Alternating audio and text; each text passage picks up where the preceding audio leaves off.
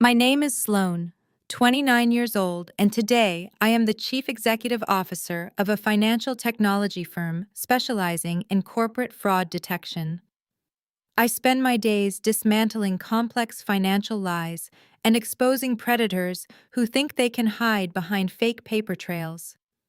But long before I learned how to track stolen millions, I had to learn how to survive my own family. Hit like and subscribe if you have ever had to walk away from people who were supposed to protect you, but chose to break you instead. 11 years ago, I was standing on a dining room chair in our quiet suburban home in Chicago, taping a single silver streamer to the ceiling. It was exactly 3 days before my 18th birthday. I had spent the last 2 months saving my tips from my after-school job at a local coffee shop just to buy a small cake and some basic decorations. I did not expect a grand party gifts or fanfare. I just wanted one evening where we could sit around the dinner table and acknowledge that I existed. In a house dominated by my older sister Vanessa, my existence was often treated as an inconvenience. The harsh buzzing of my cheap prepaid cell phone vibrated against the kitchen counter, cutting through the silence of the empty house. I climbed down from the chair and picked it up. It was my mother, Barbara. I answered with a smile, foolishly thinking she was calling to ask what flavor of frosting I wanted. Instead, her voice came through the speaker completely flat, lacking any trace of apology or warmth. "Sloan, we are going to have to cancel your little birthday dinner," she said. I froze, the roll of silver tape slipping from my fingers and hitting the hardwood floor with a dull thud. I asked her what was wrong, panic momentarily rising in my chest. I thought there had been a car accident or a sudden medical emergency. "Vanessa is having a complete breakdown," my mother explained, letting out a dramatic sigh I had heard 1,000 times before. "She and her college boyfriend got into a terrible fight this morning over a text message. She is absolutely devastated, Sloan. She cannot stop crying in her dorm room. Your father and I are driving to pick her up right now, and we are taking her on an emergency trip to Hawaii for a week to help her recover. You know how sensitive she is. You can just buy yourself a slice of cake from the grocery store." I stared at the blank wall of the kitchen, feeling a cold, familiar numbness spread through my veins. Hawaii. An emergency trip to a tropical island because my 21-year-old sister had an argument with a boy she had been dating for exactly 3 weeks. "Mom," I said, keeping my voice steady despite my shaking hands, "this is my 18th birthday. It is a major milestone. You canceled my 17th birthday because Vanessa chipped a tooth and needed comfort. You canceled my 16th because she did not make the cheerleading squad. You canceled my 15th because she wanted to go to a concert in another state and you had to chaperone her. This is 4 years in a row." I could hear the sharp intake of breath on the other end of the line. Before my mother could respond, the phone fumbled around and my father Thomas took the receiver. His voice was loud, booming through the small speaker and making me wince. "Do not you dare raise your voice to your mother," he barked, the aggression rolling off him in waves. "Your sister is going through a severe emotional crisis right now, and all you care about is some stupid cake. You are acting completely spoiled, Sloan. It is just a birthday. You are the strong one in this family. You do not need us holding your hand. Vanessa is fragile. She needs us to be there for her.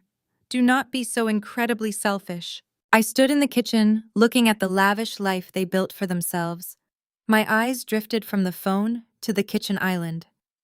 Next to my house keys was a stack of final notice envelopes from my university. I was supposed to start my freshman year of college in the fall. I had earned early admission to a top accounting program through sheer academic grit, studying at the kitchen table until my eyes burned while Vanessa threw loud, disruptive parties in the living room. My parents had swore to me on their lives that they would pay my first semester tuition if I kept my grades perfect. I did exactly that. I maintained a perfect grade point average, skipped social events, and did everything they asked. But when the tuition bill arrived 2 weeks ago, my father sat me down and told me the money was completely gone. He said they had to use my college tuition fund to buy Vanessa a brand new luxury sport utility vehicle because her old car did not have the right kind of leather seats, and it was giving her backaches. They took my college education, my future, and traded it for heated leather seats. And now they were taking the one day of the year that was supposed to be mine and trading it for a tropical vacation they would never dream of inviting me on. The injustice of it all threatened to suffocate me, but I refused to let them hear me break. "I am not selfish," I whispered into the phone, my voice dropping so low it barely registered as a sound. "I am just so tired of being invisible in my own home." What was that? My father snapped, his tone dripping with condescension. "Speak up, Sloane. Stop mumbling and start showing some actual compassion for your sister. This is why she is the successful one. She knows how to appreciate what we do for her." I did not repeat myself. I did not scream. I did not cry. Crying was a currency my parents only accepted from Vanessa. Instead, I slowly pulled the phone away from my ear, pressed the end call button, and dropped the device straight into the kitchen trash can. The line went dead, and the silence in the house rushed back in heavy and absolute. I walked upstairs to the pale bedroom they assigned me. I did not take the expensive clothes my mother had bought me to match her tastes. I did not take the cheap jewelry or outdated electronics passed down from my sister. I pulled a faded canvas duffel bag from my closet. Inside, I packed 3 pairs of jeans, a few plain shirts, my high school diploma, my birth certificate, and the $400 in cash I had secretly hidden inside a hollowed-out dictionary over the past year. It was everything I truly owned in the world. It all fit into one bag. I zipped it shut, slung it over my shoulder, and walked back downstairs. The silver streamer I had hung just 10 minutes ago fluttered slightly in the draft from the air conditioning. I walked into the kitchen and set my house key on the cold marble island. Right next to the key, I placed the unpaid college tuition bills fanned out so the final warning stamps were clearly visible. And right on top of those bills, I placed the handwritten receipt for the small birthday cake I had ordered for myself, the one I would never pick up from the bakery. I opened the front door. The sky outside had turned a bruised, stormy gray, and a heavy rain was beginning to fall, washing the suburban streets clean. The cold water hit my face as I stepped off the porch, soaking through my thin jacket, but I did not shiver. I felt an overwhelming, terrifying sense of clarity. My father had called me the strong one. He meant it as an insult, a way to dismiss my needs, but he was absolutely right. I was strong enough to know that if I stayed in that house, I would spend the rest of my life shrinking myself to make room for Vanessa's ego. I walked down the rain-soaked driveway and did not look back. I did not care where I was going, as long as it was far away from them. I became a ghost to the family who never really saw me anyway. 11 long, grueling years passed in silence.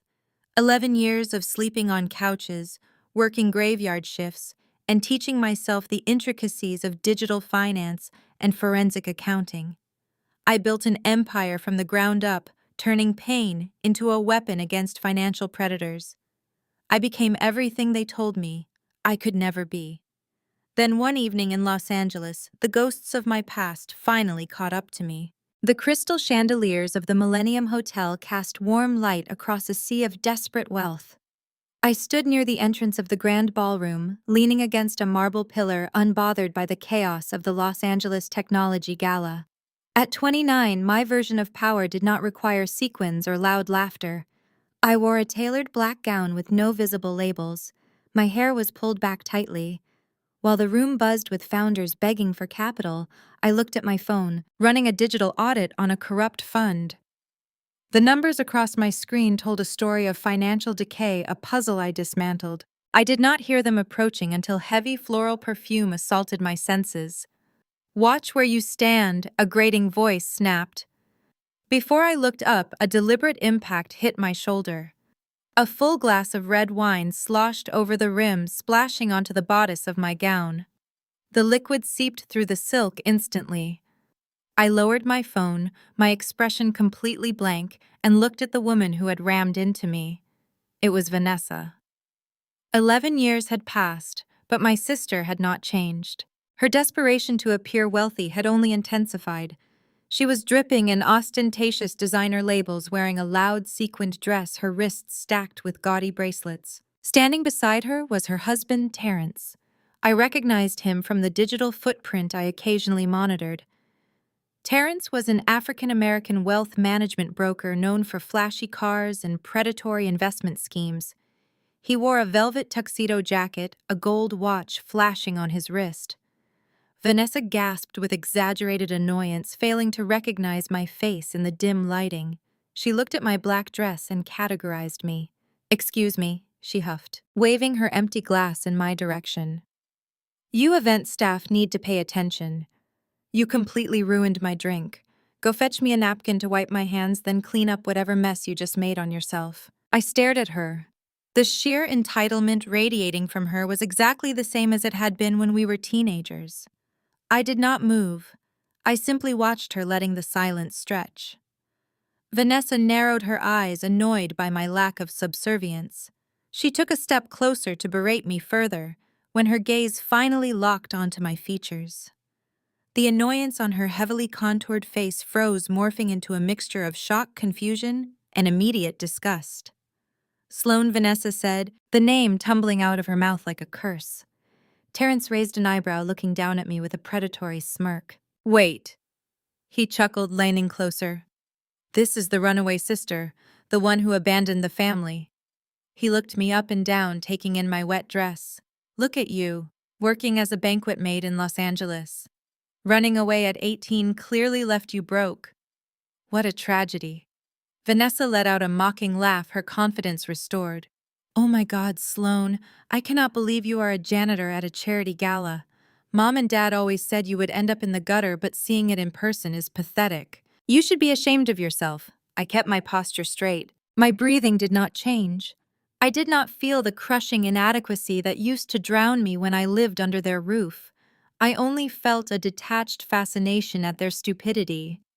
"You are blocking the walkway," I said, my voice devoid of emotion.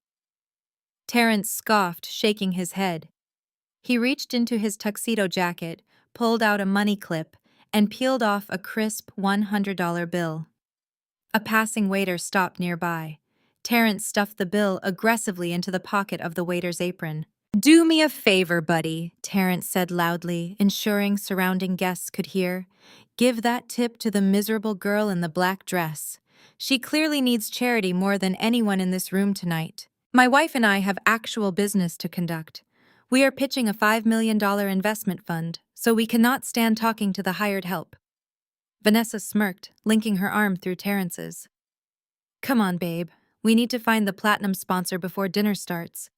I heard the sponsor is some reclusive tech genius. Let us go mingle with people who actually matter. Do not forget a mop, Sloane." They attempted to brush past me, fully expecting me to step aside and lower my head in shame. Instead, I stood my ground. I raised my hand and made a sharp gesture toward the perimeter of the ballroom. Within seconds, 3 men in dark suits materialized from the shadows. They moved with terrifying efficiency, forming a solid wall between Vanessa, Terrence, and the main dining hall. The lead security director stepped directly in front of my sister. Terrence puffed out his chest, trying to assert dominance. "What is this?" he demanded, pointing a finger at the director. "Get out of our way. We are VIP guests. This girl in the black dress was harassing us. Throw her out of the building immediately."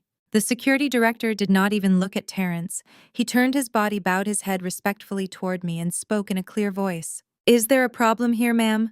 Do you need these individuals removed from the premises?" Terrence's jaw dropped. Vanessa's smug smile vanished instantly, replaced by a look of sheer bewilderment. "They are blocking the entrance," I said coldly. "Please escort them to the overflow seating at the back of the room.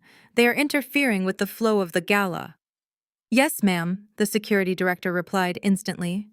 He turned back to Terrence and Vanessa, his tone shifting from respectful to absolute steel. "Sir, ma'am. Step back. You are blocking the gala's platinum sponsor. Move to the rear of the ballroom immediately, or you will be escorted off the property." Vanessa gasped, her eyes darting frantically between the security guards and my completely indifferent face. "Platinum sponsor?" She stammered, her voice pitching upward in panic. "What are you talking about? She is a waitress. She is my runaway sister. Move!" The security director barked, signaling the other guards to physically step forward.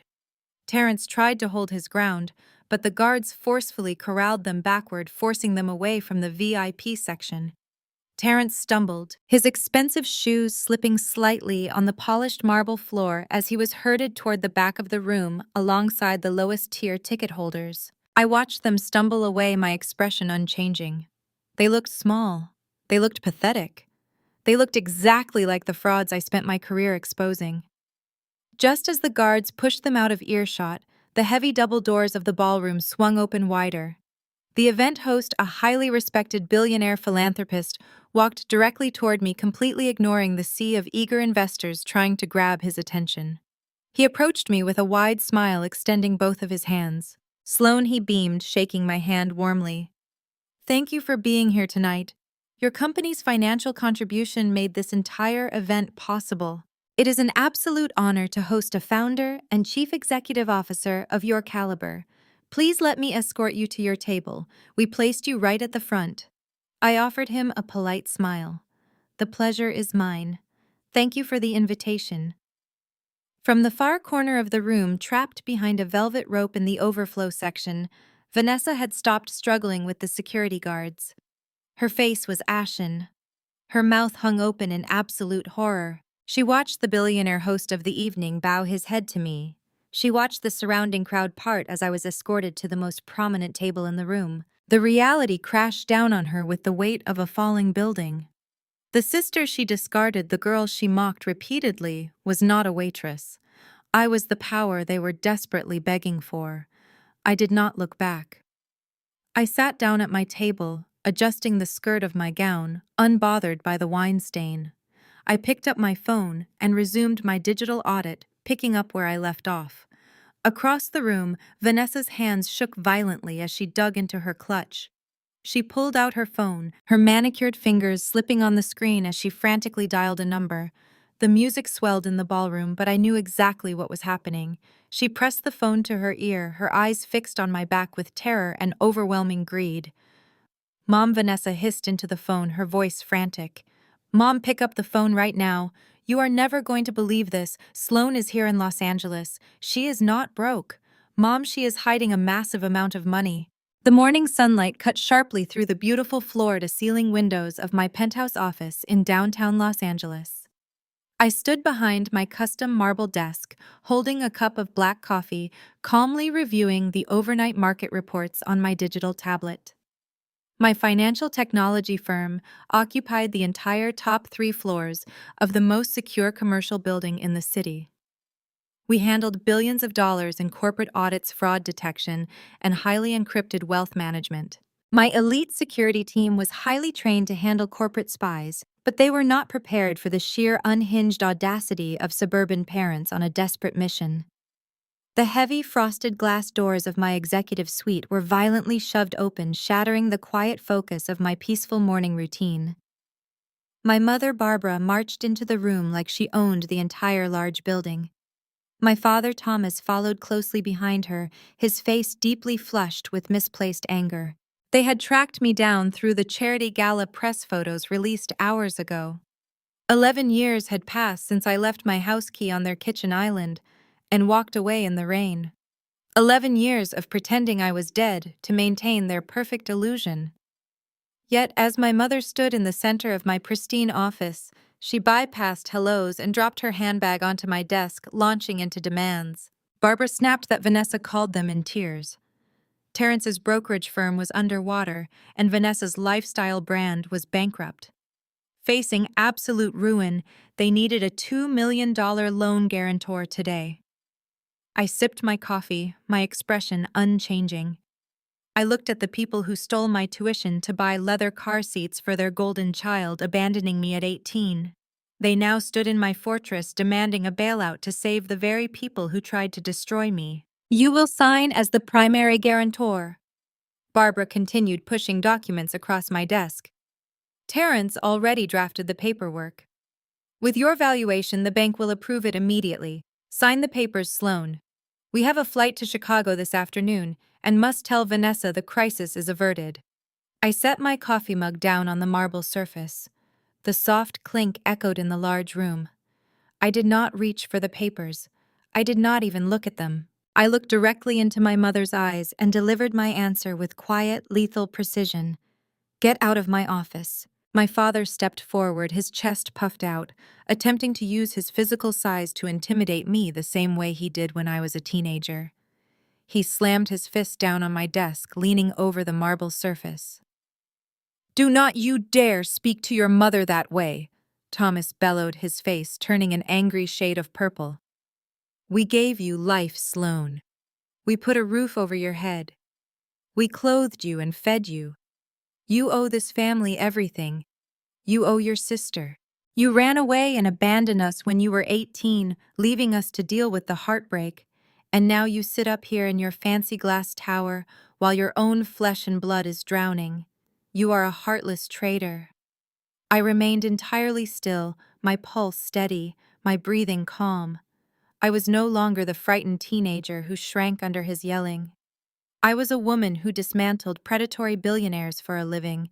His loud voice meant absolutely nothing to me. "Your entitlement is truly fascinating," I replied smoothly.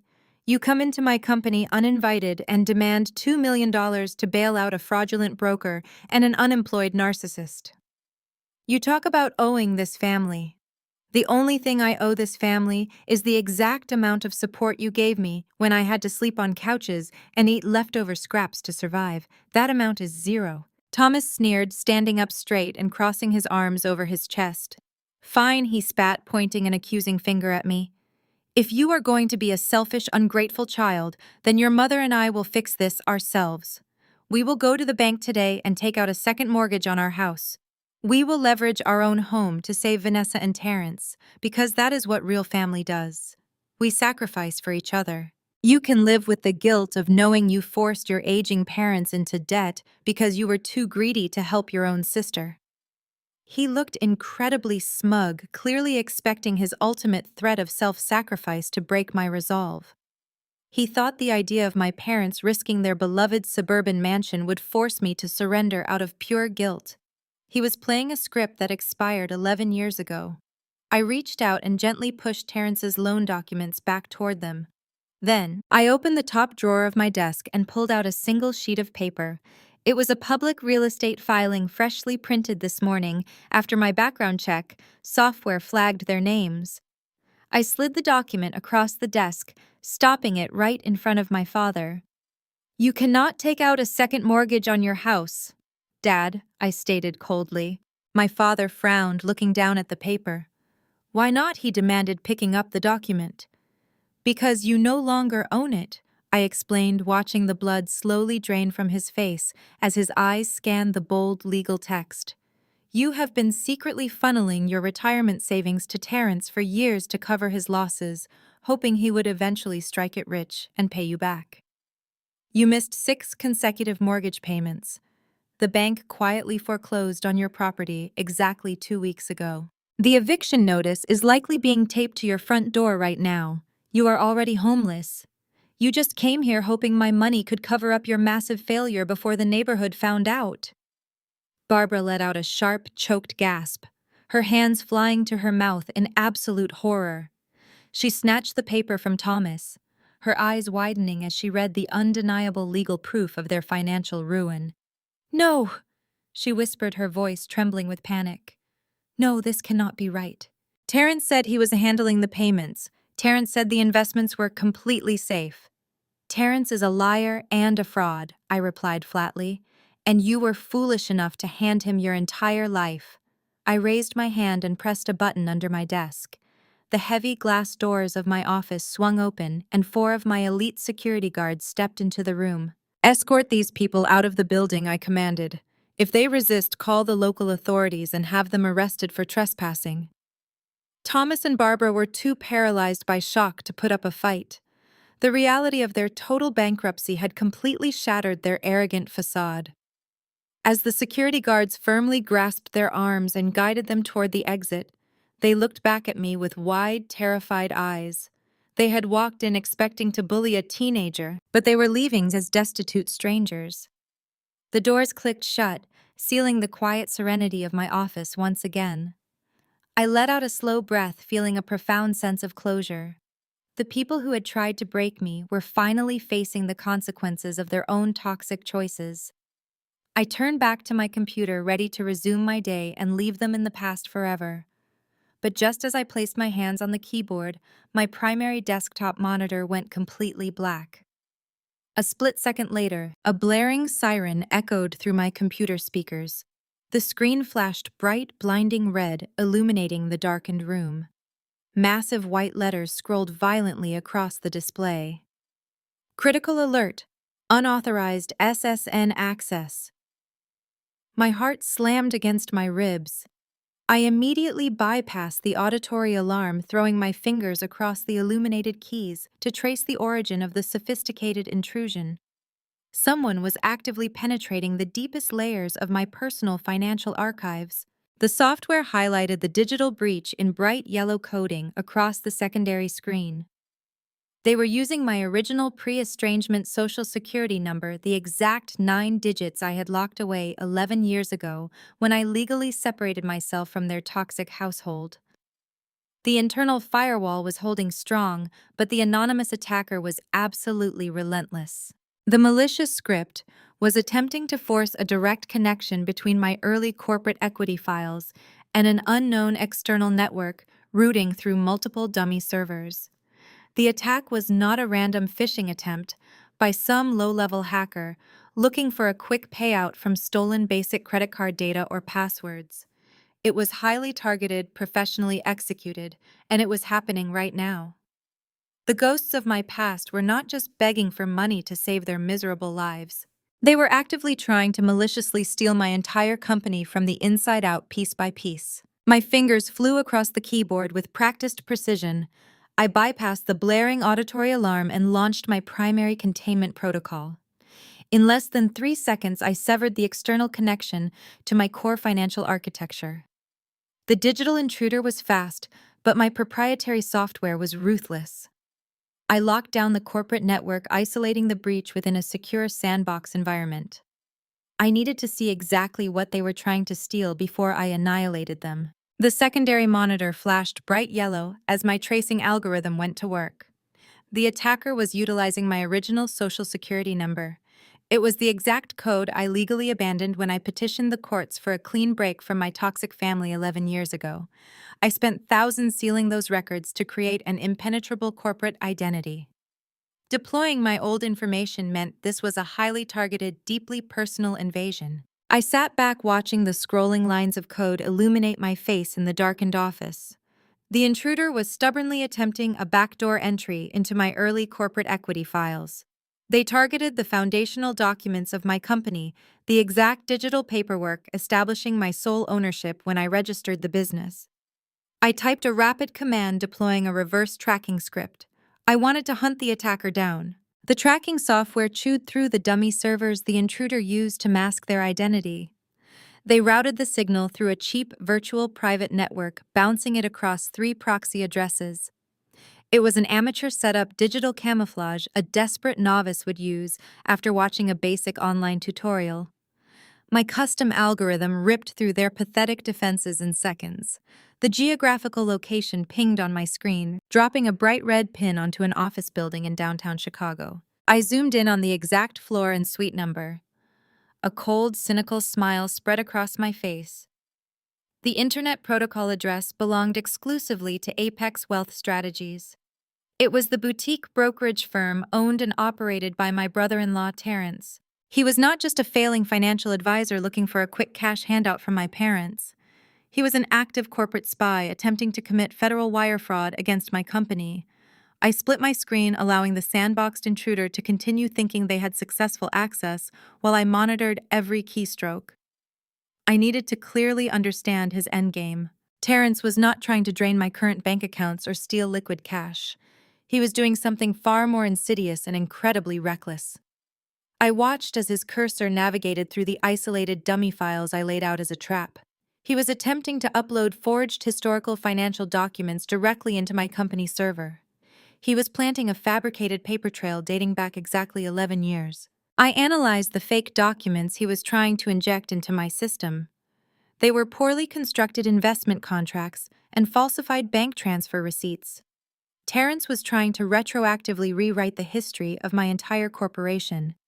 He was fabricating evidence to show that his failing wealth management firm provided me with a massive seed capital investment when I was 18. He wanted to claim he was my original angel investor.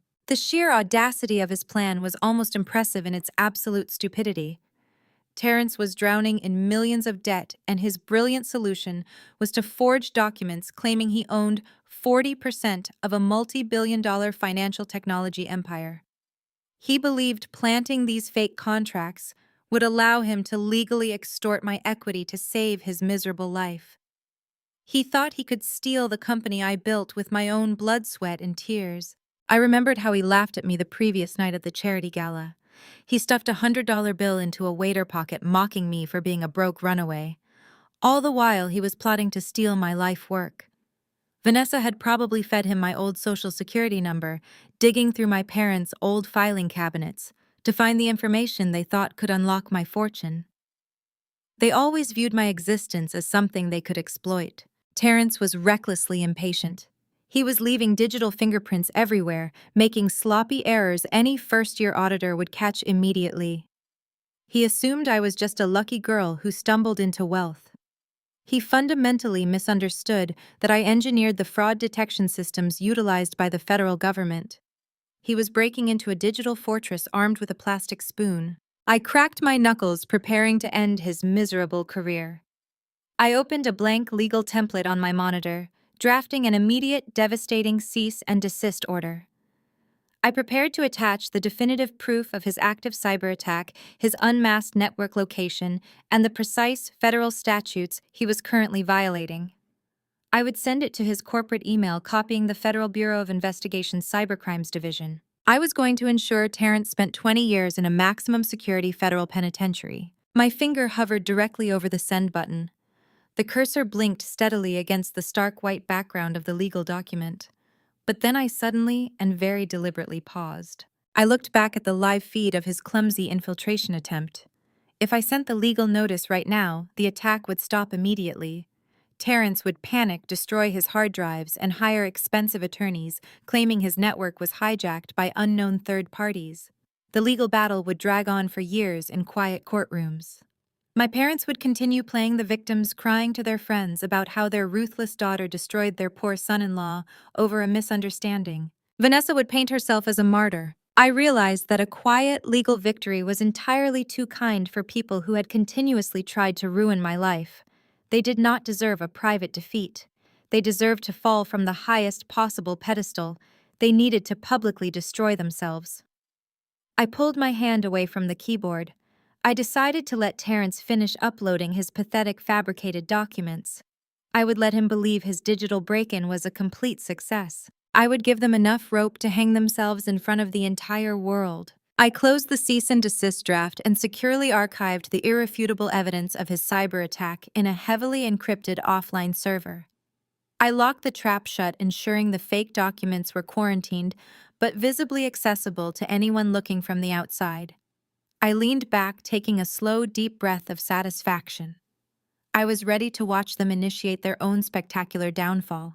Before I could even reach for my coffee cup, my personal cell phone illuminated on the desk. A breaking news alert chimed loudly. Then another alert chimed. Then 5 more followed in rapid, overwhelming succession. My phone began to vibrate, continuously sliding slightly across the polished marble surface as a barrage of urgent notifications flooded my home screen. I picked up the device, my eyes narrowing as I quickly scanned the incoming messages. The notifications were not coming from my internal security team or my board of directors. They were automated media alerts I had set up to monitor industry news. My stomach tightened as I read the bold, aggressive headline published just seconds ago by the most prominent technology news outlet in the country.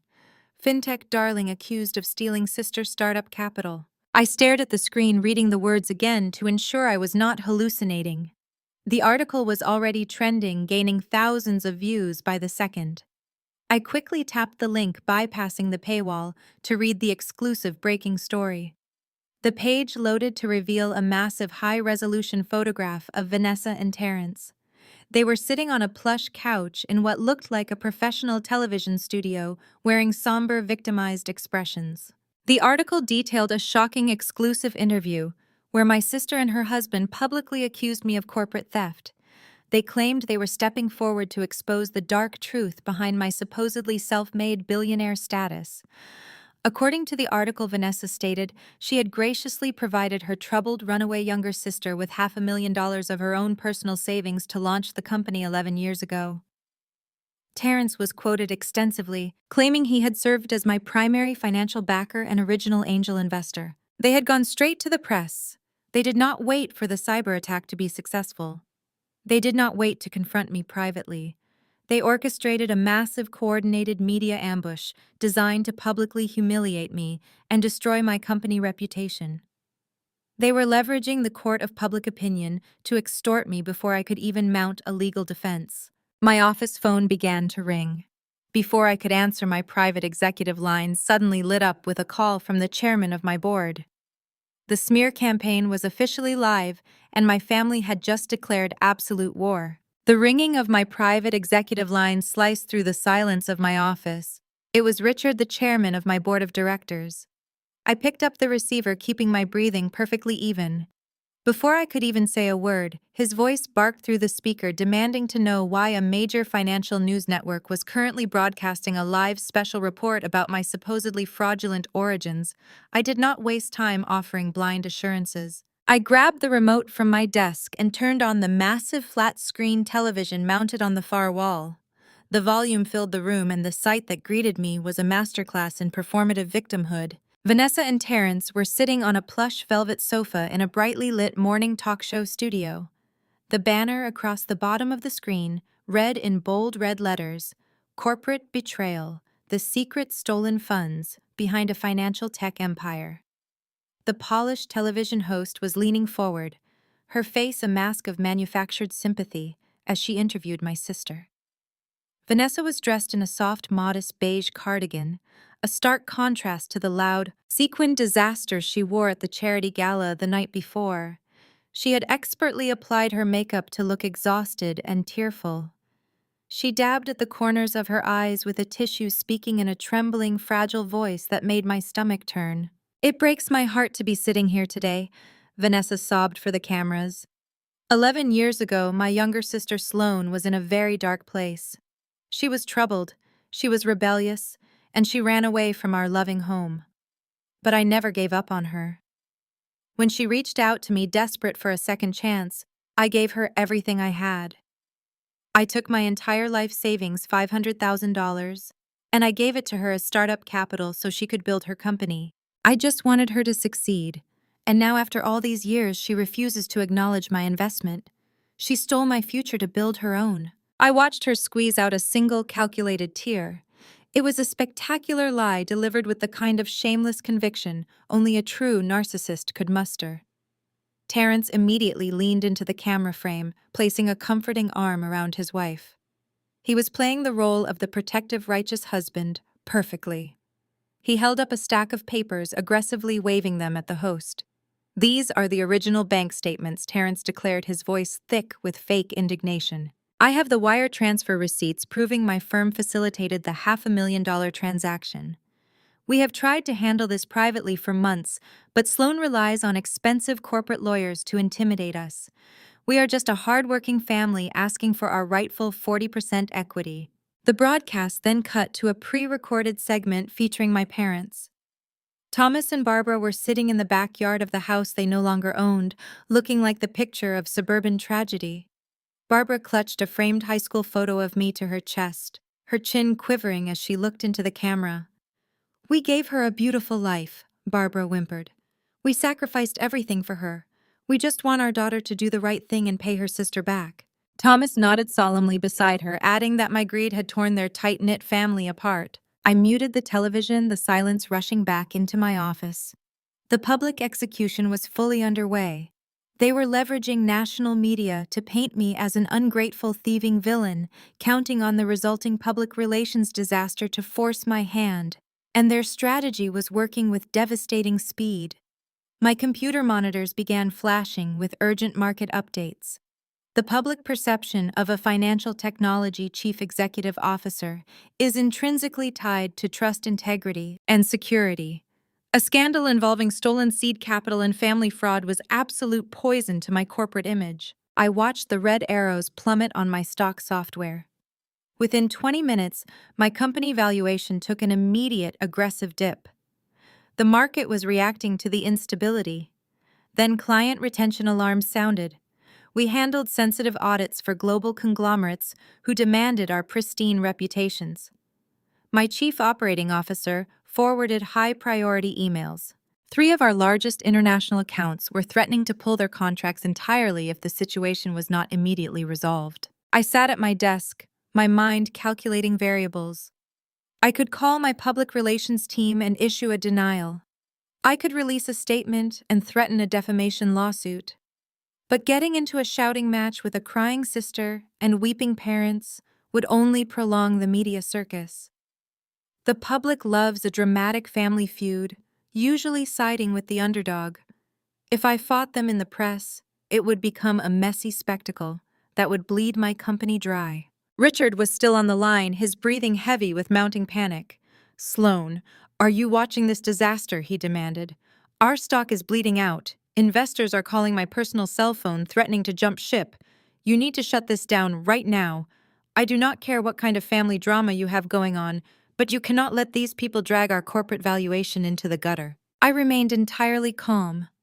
"I am handling it, Richard," I replied smoothly. "Call an emergency meeting with the board of directors. Have everyone log on to the secure conference channel in 10 minutes. We will resolve this internally."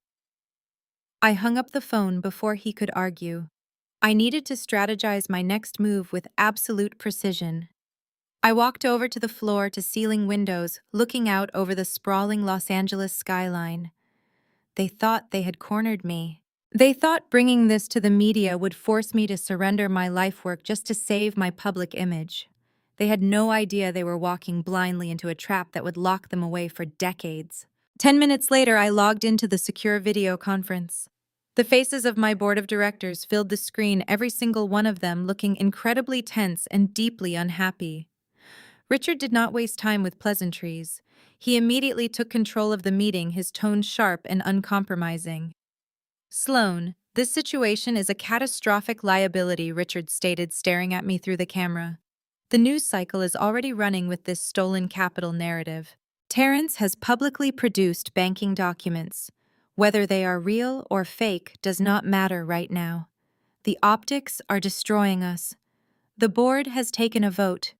We demand that you settle this matter with your family immediately." Another member chimed in.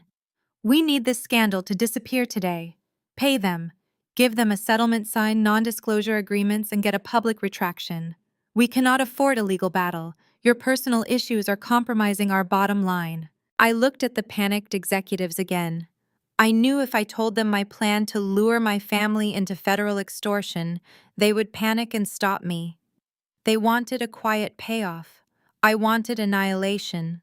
So I decided to give them what they wanted to see. I let my shoulders slump forward.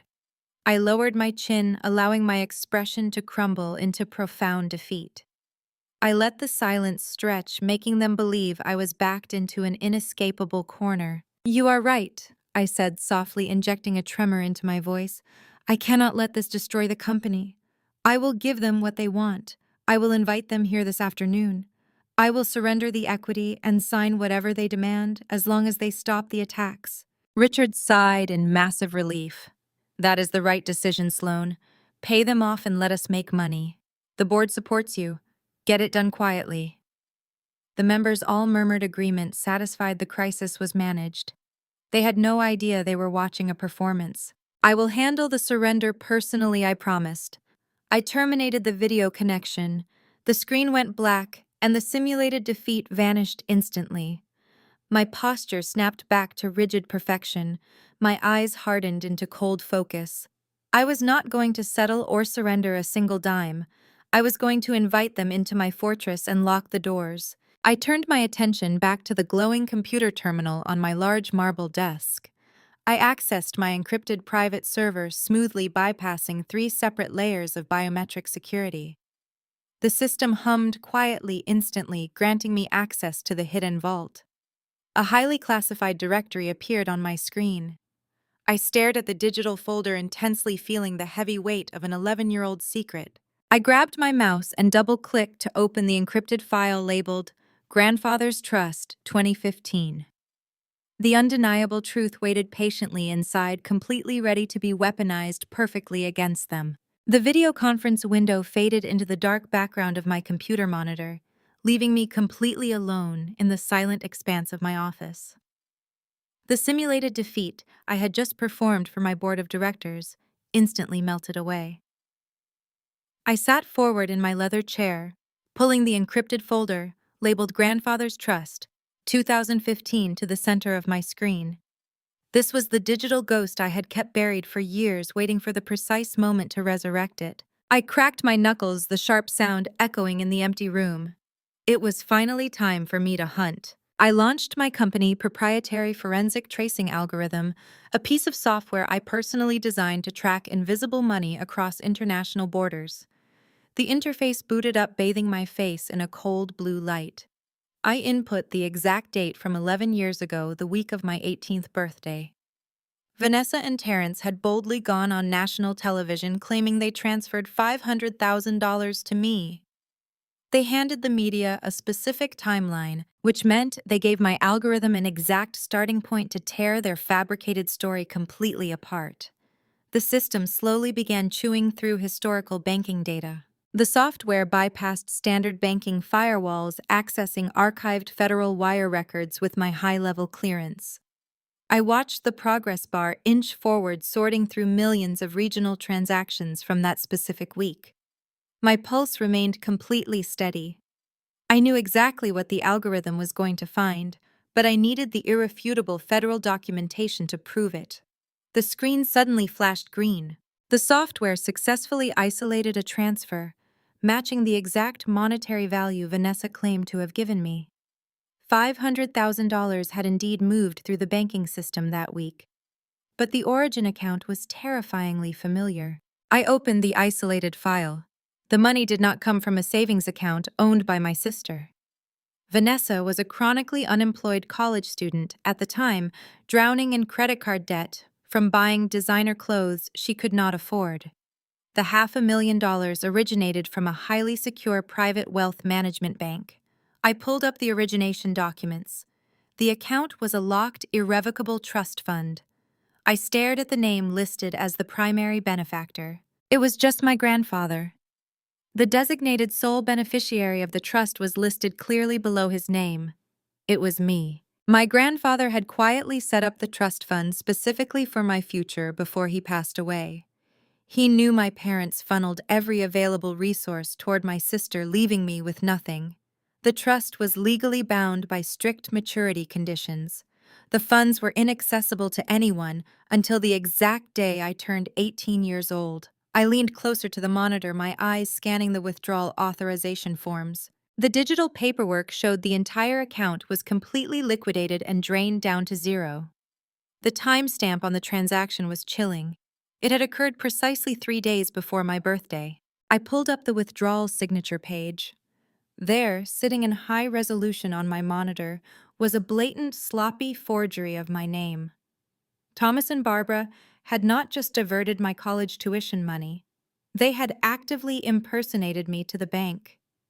Because they were my legal guardians at the time of the initiation process, they used their administrative access to authorize a total liquidation just hours before the legal protections of my adulthood would lock them out permanently. My parents had committed grand larceny against their own child. They stole my entire inheritance to feed their selfish golden child. I deployed the tracking software again, ordering the algorithm to follow the stolen money.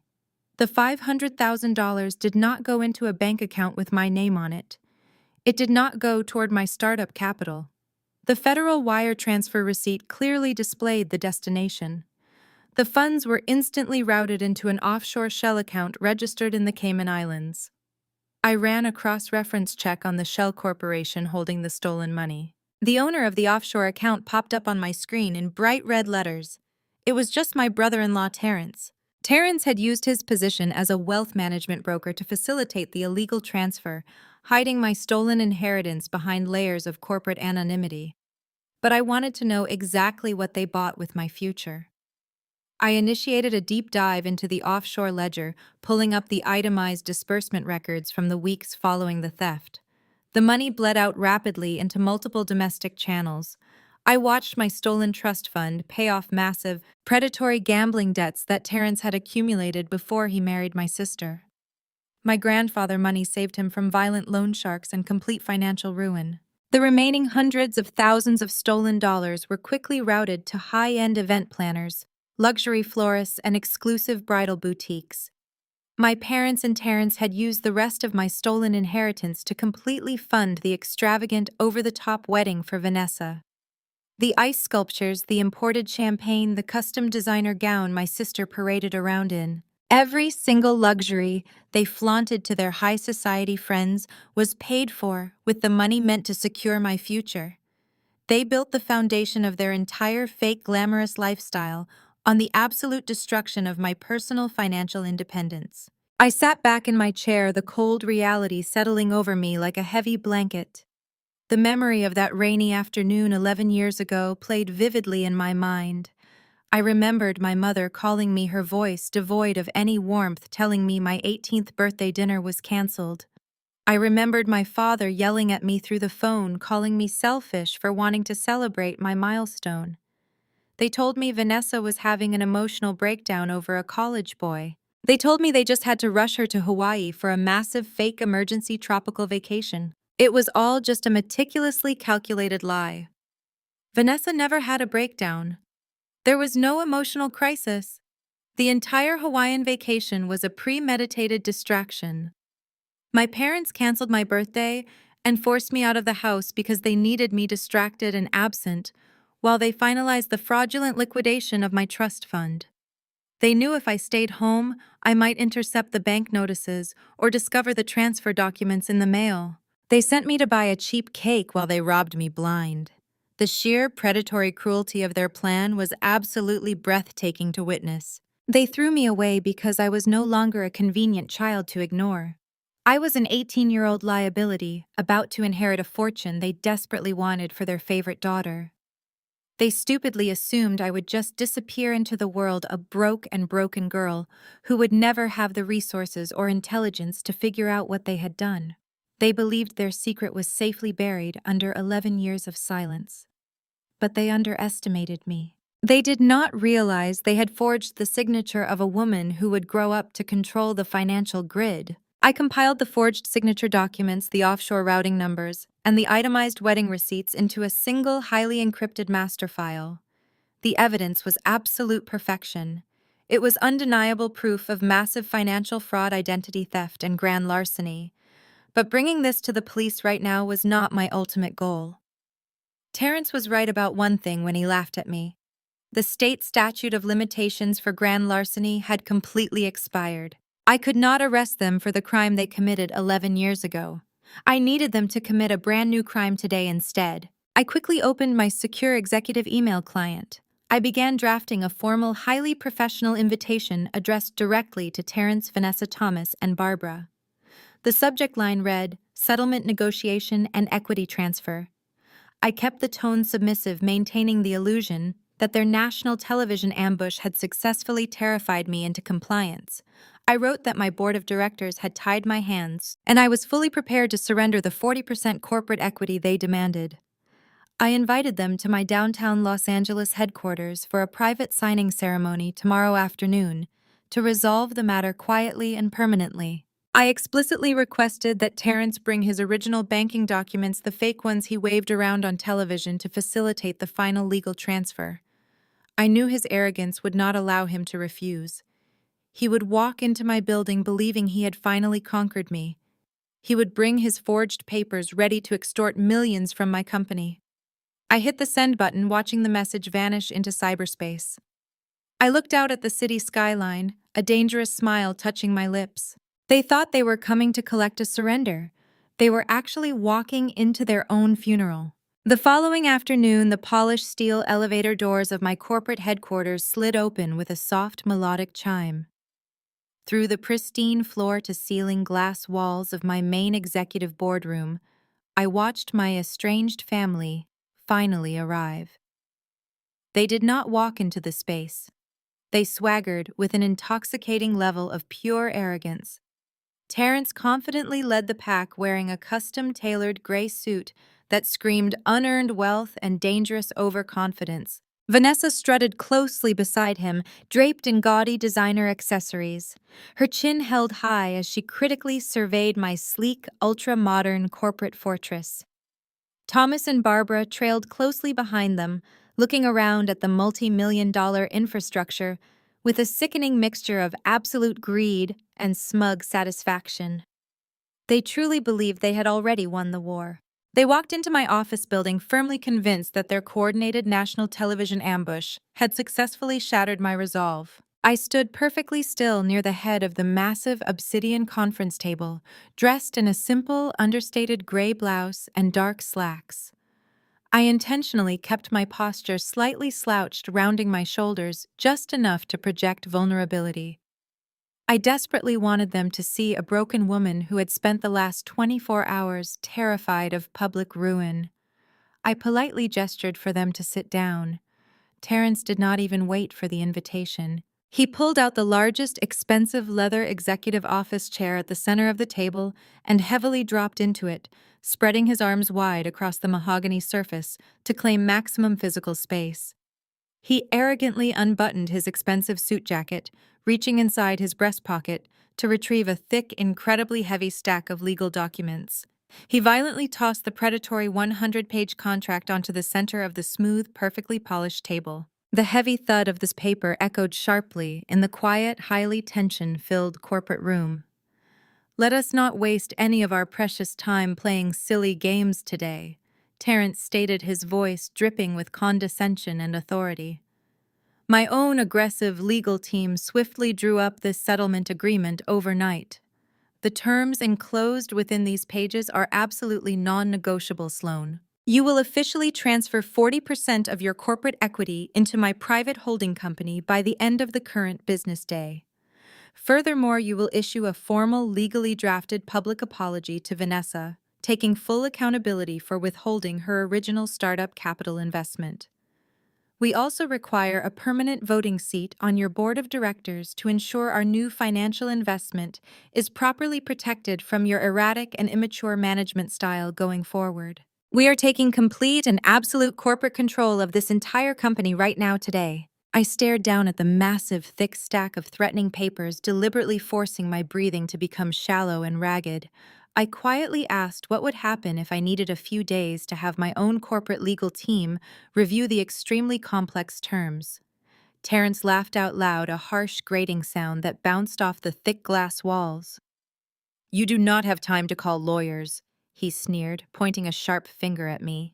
"If this contract is not signed and notarized within the hour, my firm will release a second, much larger wave of damaging financial documents to the national television media. We will bury your company stock so deep you will be begging for immediate bankruptcy protection. We hold all the leverage today. You have absolutely nothing but a failing public relations department and a plummeting corporate valuation. You will sign what I tell you to sign." Vanessa leaned forward, placing her perfectly manicured hands flat on the dark mahogany boardroom table. She tilted her head to the side, adopting the same sickly sweet, fragile persona she utilized so effectively on television the very early morning prior. "Sloan, please try to understand that I really do not want to completely destroy your life," Vanessa cooed, her eyes going wide with manufactured pity. "I am still your older sister. I still care about you, even after you stubbornly turned your back on us for an entire decade. If you just sign the paper right now and give us the money that is rightfully ours today, I am willing to forgive your terrible past behavior. I will protect you from the angry journalists. I will make sure the nasty headlines disappear by tomorrow morning. I just need you to be a good sister and immediately surrender to us. I will personally go back on national television tomorrow and happily tell the entire world that our family has officially reconciled." Vanessa continued, her voice practically dripping with sickeningly fake sweet syrup. "I will tell all the eager news reporters out there that you finally realized your mistakes and decided to do the right thing by paying me back. We can put all this public ugliness entirely behind us. You can go back to running your little technology company, and we can finally have the incredible wealth we truly deserve. Just be smart, drop your ridiculous pride, and sign the paper contract today. Do not make my husband destroy the only successful thing you have ever managed to build. We are handing you a beautiful gift right now, Sloan. You should be thanking us for being so incredibly gracious and forgiving after the horrible way you treated this entire family. My mother, Barbara, nodded vigorously from the opposite side of the conference table, her eyes gleaming with undisguised anticipation. Listen to your sister, she urged, her tone thick with suffocating condescension. This is exactly the kind of lesson we always tried to teach you about family loyalty. We sacrificed our entire adult lives to give you a very good childhood upbringing. We went into massive financial debt, trying to provide a perfect, pristine suburban home for you girls. We paid for everything so you could have a wonderfully comfortable childhood, and you selfishly repaid us by running away in the rain like a dramatic, ungrateful child. This contract sitting on the table is your absolute last chance to make things right with us. It is the only way you will ever earn your way back into the good graces of this family. Do not ruin this truly amazing opportunity today. Thomas slammed his heavy hand against the hard mahogany boardroom table, startling me exactly the way he maliciously intended. You need to finally show some genuine respect for the people who gave you life. My father commanded, his face hardening into that familiar, terrifyingly aggressive scowl I remembered from my youth. We built you, Sloan. You would not be sitting in this fancy glass corporate tower if we had not instilled strict discipline in your lazy attitude. Terrence is offering you a generous lifeline. He is stepping up to manage the financial responsibilities you are clearly failing to handle. Stop acting like a stubborn, pathetic teenager and just sign the damn legal papers today. Do not make us completely ruin your life to teach you a basic lesson in respect. You owe us everything you have ever achieved, and it is time to pay your massive debts back to us. I looked at the four arrogant faces of them perfectly positioned around my boardroom table, absolutely intoxicated by their perceived power. I desperately needed to hook them completely into my waiting trap. I needed them to feel the absolute dizzying thrill of a massive victory before I dropped the floor completely out from under them. I slowly reached my right hand out toward the center of the dark wooden table. I made sure my fingers were visibly shaking as they hovered nervously over the heavy paper contract. I carefully pulled the thick document toward my chest, clutching it tightly, as if it were a literal death sentence. I let my lower lip tremble just slightly. I forced a brilliant, glassy sheen of unshed tears into my eyes, blinking rapidly so they could clearly see my manufactured desperate terror. I was playing them with surgical, flawless, and utterly cold, calculated execution. I slowly looked up at Terrence, allowing my shoulders to cave inward, playing the role of the utterly defeated, terrified daughter to absolute perfection. I let a long, heavy silence fill the cold glass room, ensuring all their eyes were locked firmly onto my fake, weeping face.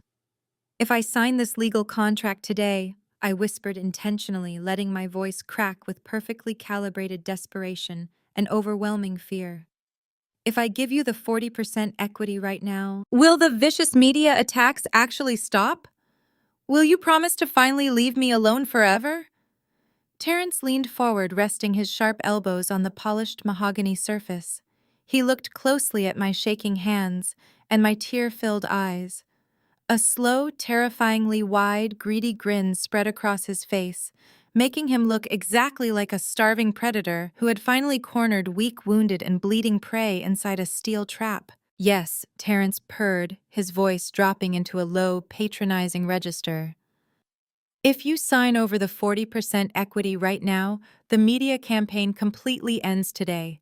We will call our contacts at the network before we even step into the elevator.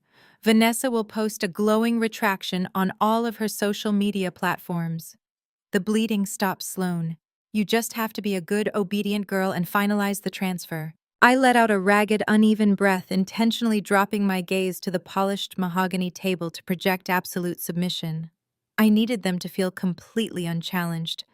I reached a trembling hand toward the thick, predatory contract resting in the center of the table, but I stopped just inches away from the heavy paper. I sniffled, wiping a fabricated tear from my cheek. Before I sign the final equity transfer, I said, keeping my voice small and incredibly fragile, I need to see the original bank statements, the ones you showed on national television yesterday morning. Terrence scoffed, leaning back in the massive executive chair. He adjusted his expensive velvet tuxedo jacket, looking thoroughly amused by my weak request. You do not trust us, little sister, he mocked, shaking his head.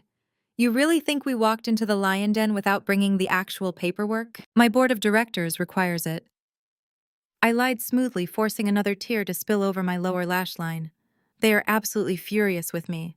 The public relations disaster has my investors threatening to abandon the company completely. The board agreed to let me surrender the 40% equity to you, but their compliance lawyers mandated that I physically review the original wire transfer receipts before finalizing the corporate handover. They just need to verify the exact routing numbers for their internal tax records to prove this is a legitimate settlement of an old debt. Please, Terrence. If I do not verify the account numbers, they will fire me from my own company. Vanessa rolled her eyes, dramatically crossing her arms over her gaudy designer dress. Just show her the stupid papers, Terrence. Let us get this over with so we can go celebrate.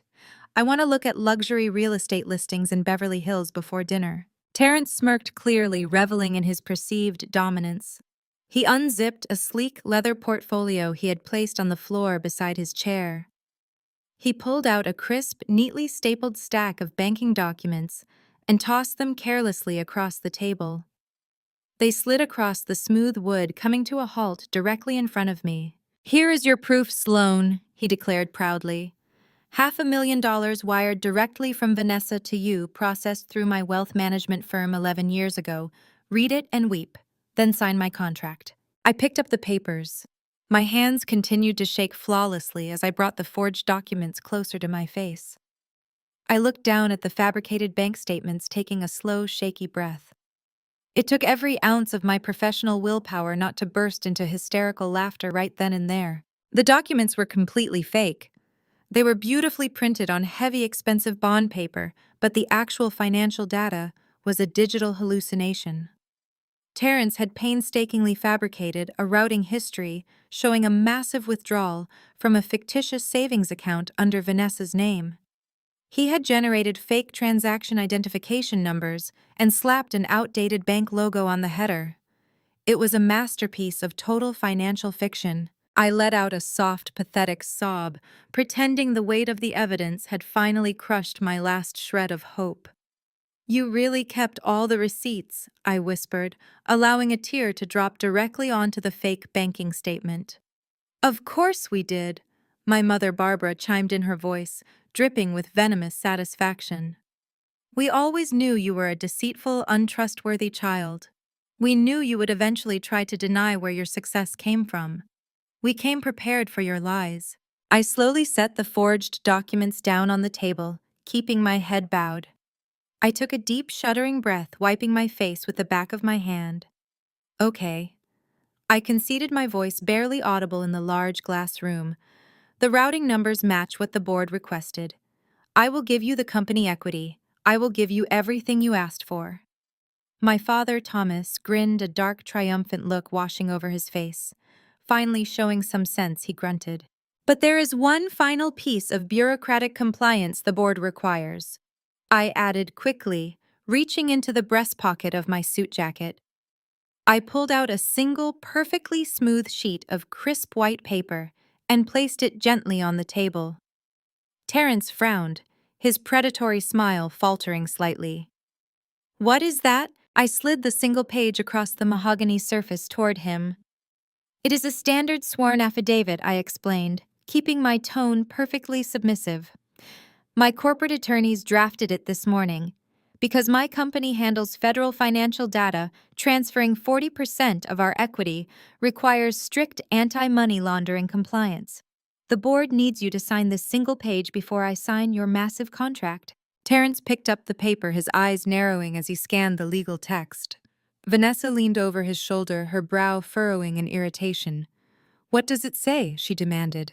It is just standard corporate red tape, I promised, my voice cracking perfectly. It is a sworn legal declaration under penalty of perjury, confirming that the $500,000 you provided me 11 years ago was 100% legitimate, legally obtained money. It simply states that the funds belonged entirely to Vanessa, that no external parties were defrauded to obtain the capital, and that you are claiming corporate equity today based exclusively on that specific, clean investment. Terence scoffed loudly, rolling his eyes as he tossed the affidavit back onto the table. "This is incredibly stupid," he complained. "We literally just went on national television and told the entire world it was Vanessa's personal savings. Why do we need to sign a redundant piece of paper?" "Because the federal tax agencies require a physical signature for a wealth transfer of this massive magnitude," I lied flawlessly. I looked at Vanessa, widening my eyes in a desperate plea. "Please, Vanessa, I am giving you almost half of my multi-billion-dollar company. My board just needs you to swear on a legal document that the seed money was clean, so we do not trigger a random Internal Revenue Service audit. If you sign this one page, I will sign your 100-page contract immediately. I will surrender right now." Vanessa huffed, looking at Terence with intense irritation. "Oh, for heaven's sake, Terence just signed the stupid paper so she can sign ours. I am not losing millions of dollars today because you are throwing a tantrum over standard tax bureaucracy. I want to secure our new corporate board seats before the banks close." Terence grumbled under his breath, visibly annoyed by the procedural delay, but his overwhelming greed easily eclipsed his caution. He reached into his velvet tuxedo jacket and pulled out a heavy, expensive gold fountain pen. He did not bother to read the fine print at the bottom of the affidavit. He was entirely too eager to secure his unearned fortune. He aggressively uncapped the gold pen and scribbled his signature across the bottom of the page, pressing so hard the nib nearly tore the thick paper. He practically shoved the document toward my sister. Vanessa did not hesitate. She snatched the pen from her husband and signed her name with a dramatic looping flourish, looking incredibly proud of herself. She smiled at me, a vicious, triumphant smirk that showcased her absolute lack of a soul. "There," she declared. "It is signed. We legally swear the money was mine. Are you happy now, Sloan?" My mother Barbara reached across the table, eagerly snatching the gold pen from Vanessa's fingers. "I am signing as a formal witness," Barbara announced proudly, writing her name beneath my sister's. We both witnessed Vanessa making that incredibly generous investment 11 years ago. "This just proves we are telling the absolute truth." She handed the pen to my father. Thomas gripped it tightly, staring me down with cold, authoritative eyes as he signed his full legal name on the very last line of the document. He pushed the paper back across the table toward me, tapping the polished wood with his thick index finger. "The games are officially over, Sloan," my father commanded. "We signed your little tax document. Now pick up that pen and sign away the 40% equity. You belong to us now." I sat perfectly still in my chair. I looked down at the single sheet of paper resting in front of me. 4 distinct signatures sat boldly at the bottom of the page: Terence, Vanessa, Barbara, Thomas. They had just willingly, arrogantly, and permanently attached their names to a sworn federal affidavit. They had legally certified under penalty of perjury that they were extorting corporate equity based on a specific financial transaction from 11 years ago. They had fully documented their entire lie on a binding legal contract inside a corporate headquarters.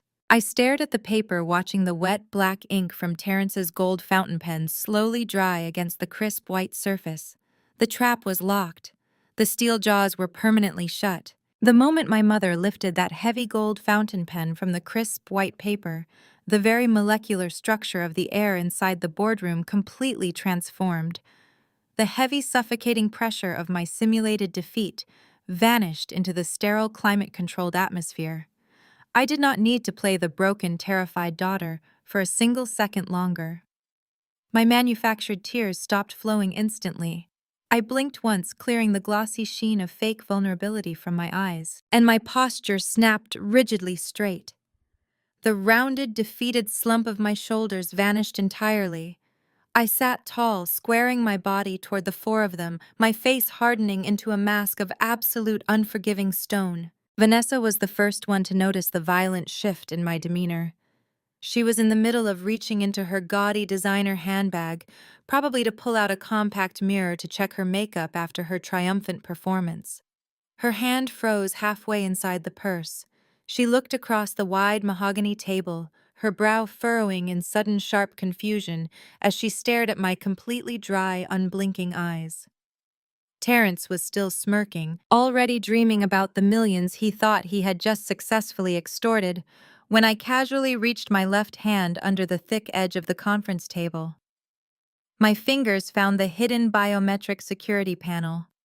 I pressed my thumb firmly against the recessed scanner. The response was instantaneous and deafening. A massive metallic clack echoed violently through the large room as the heavy electronic deadbolts engaged on the thick glass doors behind them. The sound was like a prison cell slamming shut. Thomas jumped slightly in his chair, his head swiveling toward the exit. Before any of them could even voice a question, the secondary security protocol initiated. The automated heavy blackout shades dropped simultaneously from the high ceiling, rolling down over the massive floor-to-ceiling windows with a rapid mechanical whir. The bright, warm afternoon Los Angeles sunlight was entirely severed. The boardroom was instantly plunged into absolute suffocating darkness. "What the hell is going on?" Terence demanded, his confident, predatory swagger fracturing as the darkness swallowed the room. "Turn the lights back on right now, Sloan." I did not answer him. A low, powerful hum began to vibrate from the ceiling directly above my head. A massive hidden projector screen smoothly descended from the acoustic panels, dropping down to cover the entire wall behind me. The high-definition projector ignited, throwing a stark, brilliant blue light across my face and casting long, ominous shadows over the four people sitting opposite me. The sudden illumination revealed the rising panic etched clearly across their features. They were no longer the arrogant conquerors who had strutted into my corporate fortress just 30 minutes prior. They were starting to realize they were trapped inside a highly secured box. Terence looked at my icy expression illuminated by the projector light, and his survival instincts finally kicked in. He realized he had made a catastrophic miscalculation. His eyes darted down to the table, locking onto the thick 100-page extortion contract and the sworn federal affidavit they had all just proudly signed. He lunged his upper body across the wide mahogany table, throwing his arm forward to snatch the documents back. He wanted to destroy the evidence. He was entirely too slow. My right hand snapped down like a striking viper, my palm slamming flat against the stack of papers a fraction of a second before his fingers could graze them.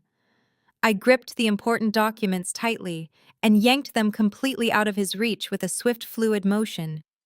Terence stumbled forward, his chest hitting the edge of the table hard as his grasping hand caught nothing but empty air.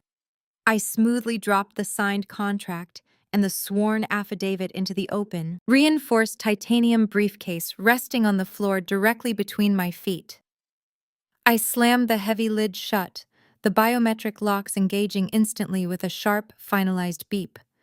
The legal proof of their perjury was now sealed inside a vault they could never open. "Give me those papers back right now," Terence shouted, his voice cracking with sudden, unhinged, explosive rage. He scrambled backward, pushing his large executive chair away from the table as he stood up to his full height. "You open that briefcase and give me my contract back, Sloan, or I swear to God I will break this table in half." My father, Thomas, leapt out of his chair, joining Terence in his aggressive posturing. "Open the doors!" Thomas roared, pointing a shaking, furious finger in my direction. "You cannot lock us in here. This is kidnapping. I will call the police and have you arrested for holding us hostage. You open those doors this instant, you disrespectful little brat." Barbara clutched her expensive handbag to her chest, her eyes wide with terror as she looked back and forth between the locked glass doors and my completely emotionless face. "Thomas, do something," she cried out, her voice pitching into a hysterical squeal. "She is crazy. She has completely lost her mind. Make her let us out before she hurts us." Vanessa was hyperventilating, pressing her hands against her cheeks. She stumbled backward away from the table, her high heels catching on the carpet. "You cannot do this to us!" Vanessa shrieked, playing the ultimate frantic victim. "We came here to help you. We offered you a generous settlement." You are a psychopath, Sloan. Let us out of here right now before Terrence calls his lawyers. I remained seated entirely unbothered by their pathetic, chaotic screaming. I rested my forearms comfortably on the edge of the mahogany table, lacing my fingers together. I watched them unravel.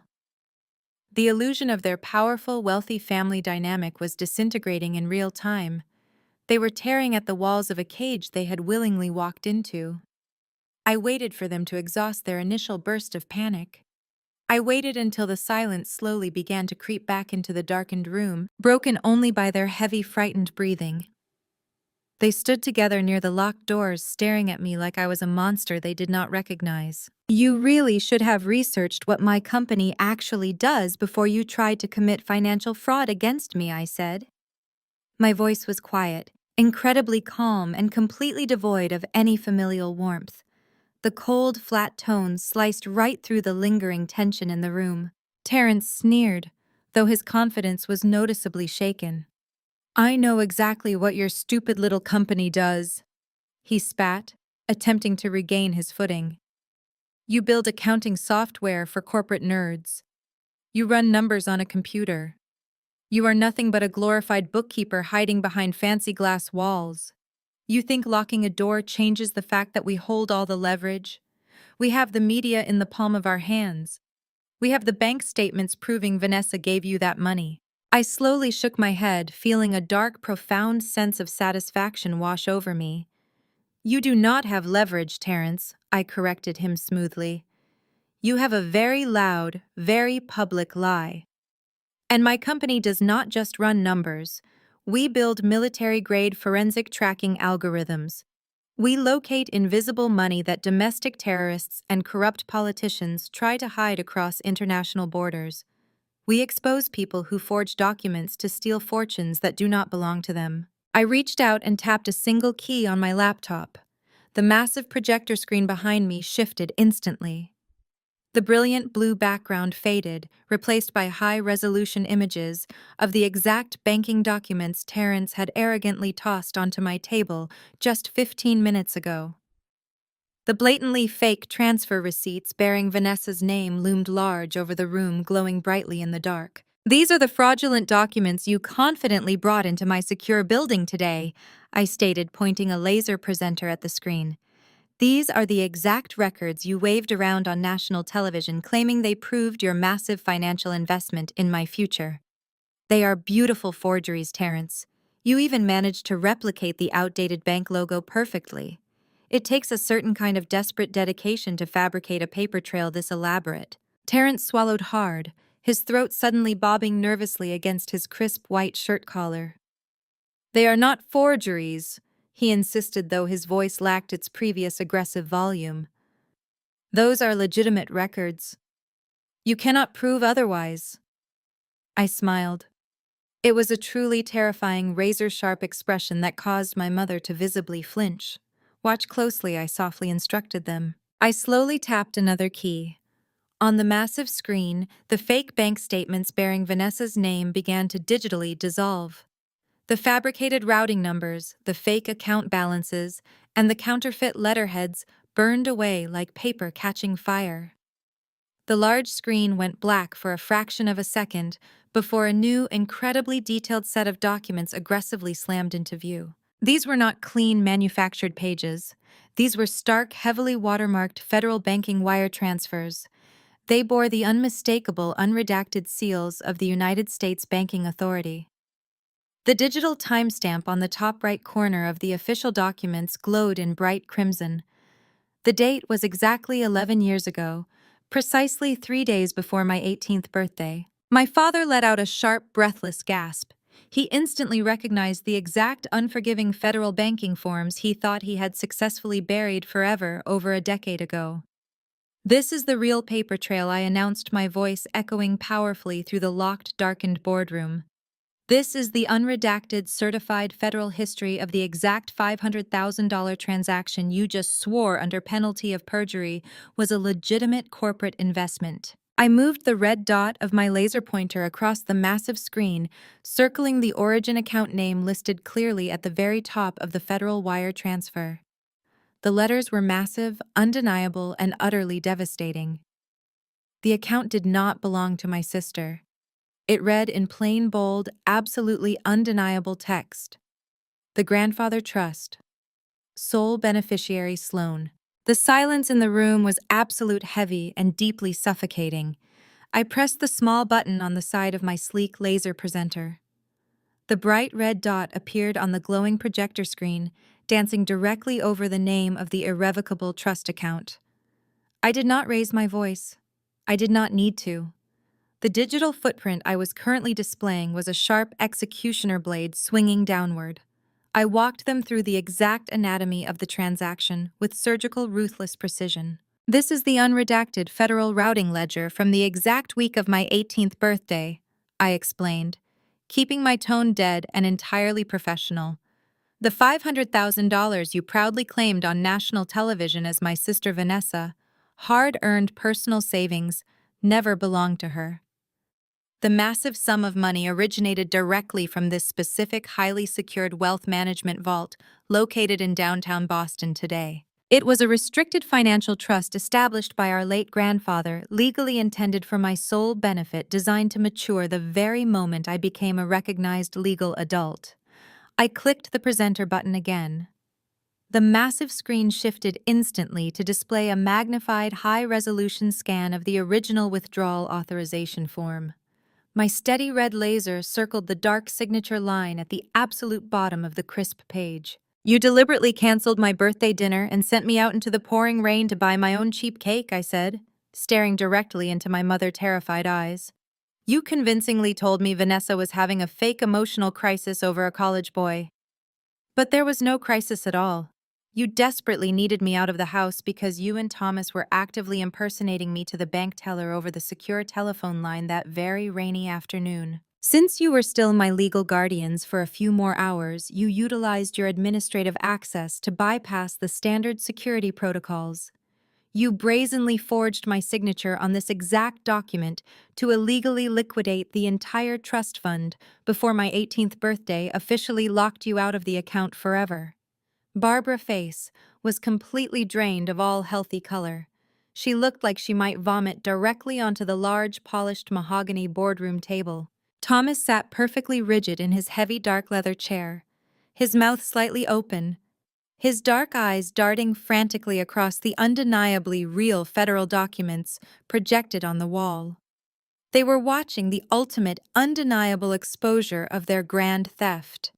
But I was not remotely finished dissecting their massive crime. I clicked to the next slide. The bright screen transitioned to a complex, colorful web of international routing numbers and verified unredacted bank wire transfer receipts. The stolen money did not sit safely in a joint family savings account. I continued smoothly moving the red laser dot across the intricate digital web. The $500,000 was immediately funneled through a cheap virtual private network and dumped directly into a hidden shell corporation registered privately in the Cayman Islands. I highlighted the ownership records on the massive screen. It was a secret shell corporation owned entirely by Terrence. My parents whipped their heads around to stare at their supposedly perfect golden son-in-law. I watched the dawning horror wash over my father's face as the terrible truth finally penetrated his incredibly thick skull.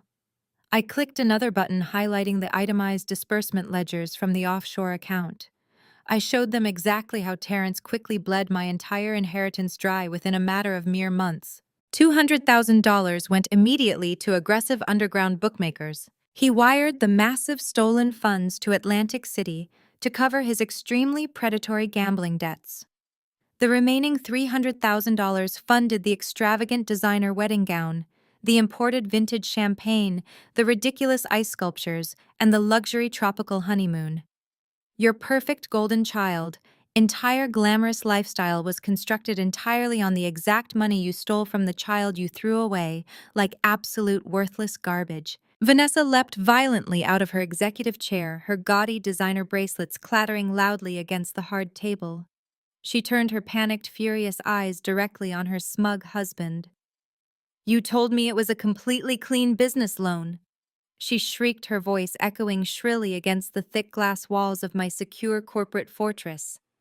You confidently told me you secured the initial capital through a private investment group downtown. You never once said you took it directly from her grandfather trust fund. You lied straight to my face for 11 years. Vanessa continued screaming, pointing a trembling manicured finger at Terrence.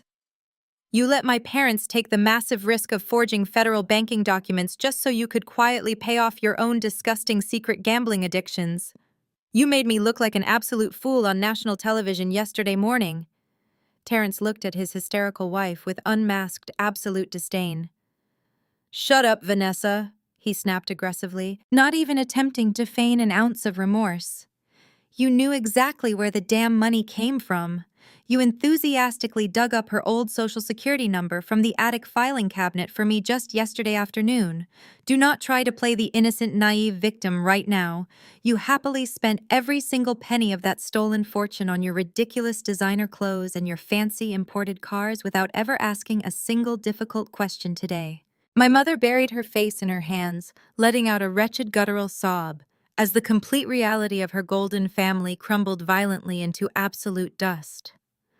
Thomas grabbed the edge of the mahogany table, his knuckles turning pure white as he glared intensely at the man he had proudly welcomed into his home. You used us! Thomas growled, his deep voice shaking with a mixture of profound embarrassment and overwhelming rage. You manipulated my wife into committing a federal felony just to save your own pathetic, failing financial career. I stood perfectly still watching the spectacular implosion of their toxic dynamic. I did not feel a single ounce of pity for any of them today. They were entirely responsible for their own absolute destruction. I had simply provided the large projector screen and the undeniable digital receipts to finally illuminate their dark, disgusting secrets for everyone to clearly see. I slowly lowered the laser presenter, placing it gently onto the dark wood surface of the table. The sharp click echoed loudly, drawing their panicked attention back to me. The irrefutable evidence is fully documented, I stated coldly, looking at each of their terrified faces. You orchestrated a massive cyber attack against my secured corporate network. You went on national television to deliberately defame my personal character and attempt to aggressively extort my corporate equity. And you willingly signed a binding federal affidavit under penalty of perjury, swearing that the stolen trust fund money was a completely legitimate business investment. The trap was perfectly executed. They were permanently locked inside a windowless room with the undeniable proof of their crimes. I watched them collectively realize that their aggressive media smear campaign had not broken me. It had only given me the exact leverage I needed to completely destroy them now. The heavy silence stretched tightly across the dark boardroom, thick with the terrifying realization of their impending legal doom. Barbara was weeping openly, mascara running down her pale cheeks as she stared hopelessly at the locked glass doors. Thomas looked physically ill, his chest heaving as he struggled to process the sheer magnitude of the trap they had blindly walked into.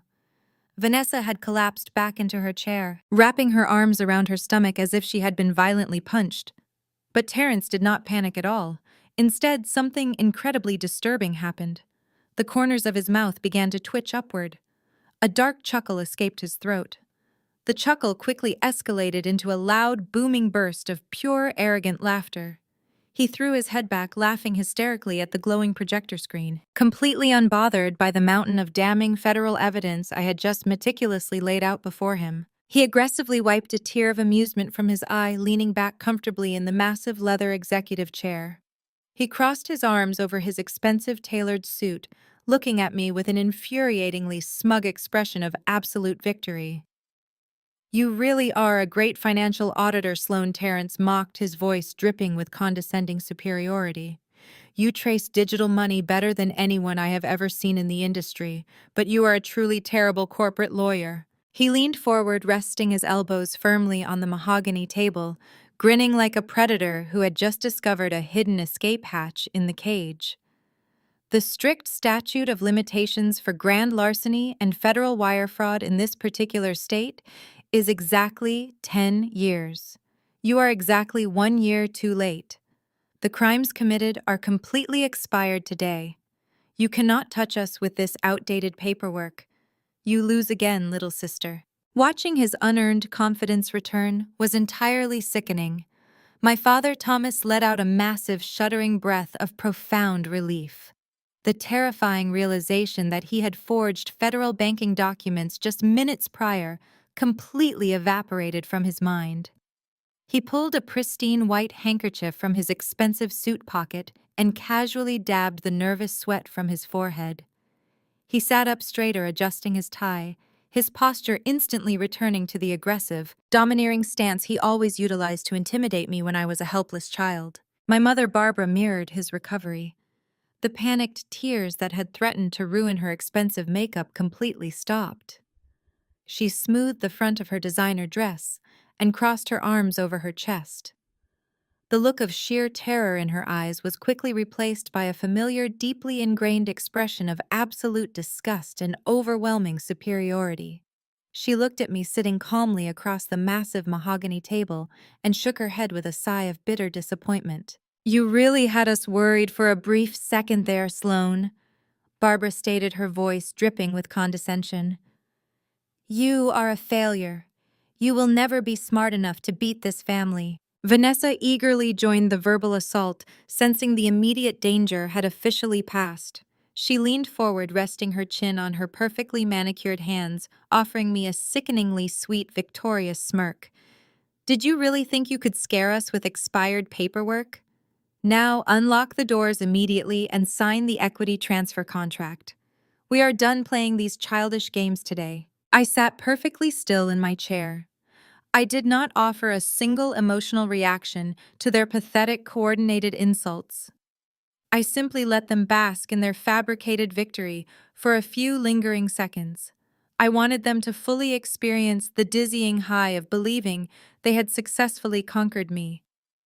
I wanted the impending drop to be as devastatingly painful as physically possible. I slowly moved my right hand across the smooth surface of the wooden table and lightly tapped a single key on my laptop keyboard. The massive projector screen behind me immediately shifted. The glowing, unredacted federal wire transfers from 11 years ago faded into absolute blackness. "You are absolutely right, Terrence," I said. My voice was incredibly smooth, dangerously calm, and completely devoid of the terrified tremor I had manufactured for them earlier.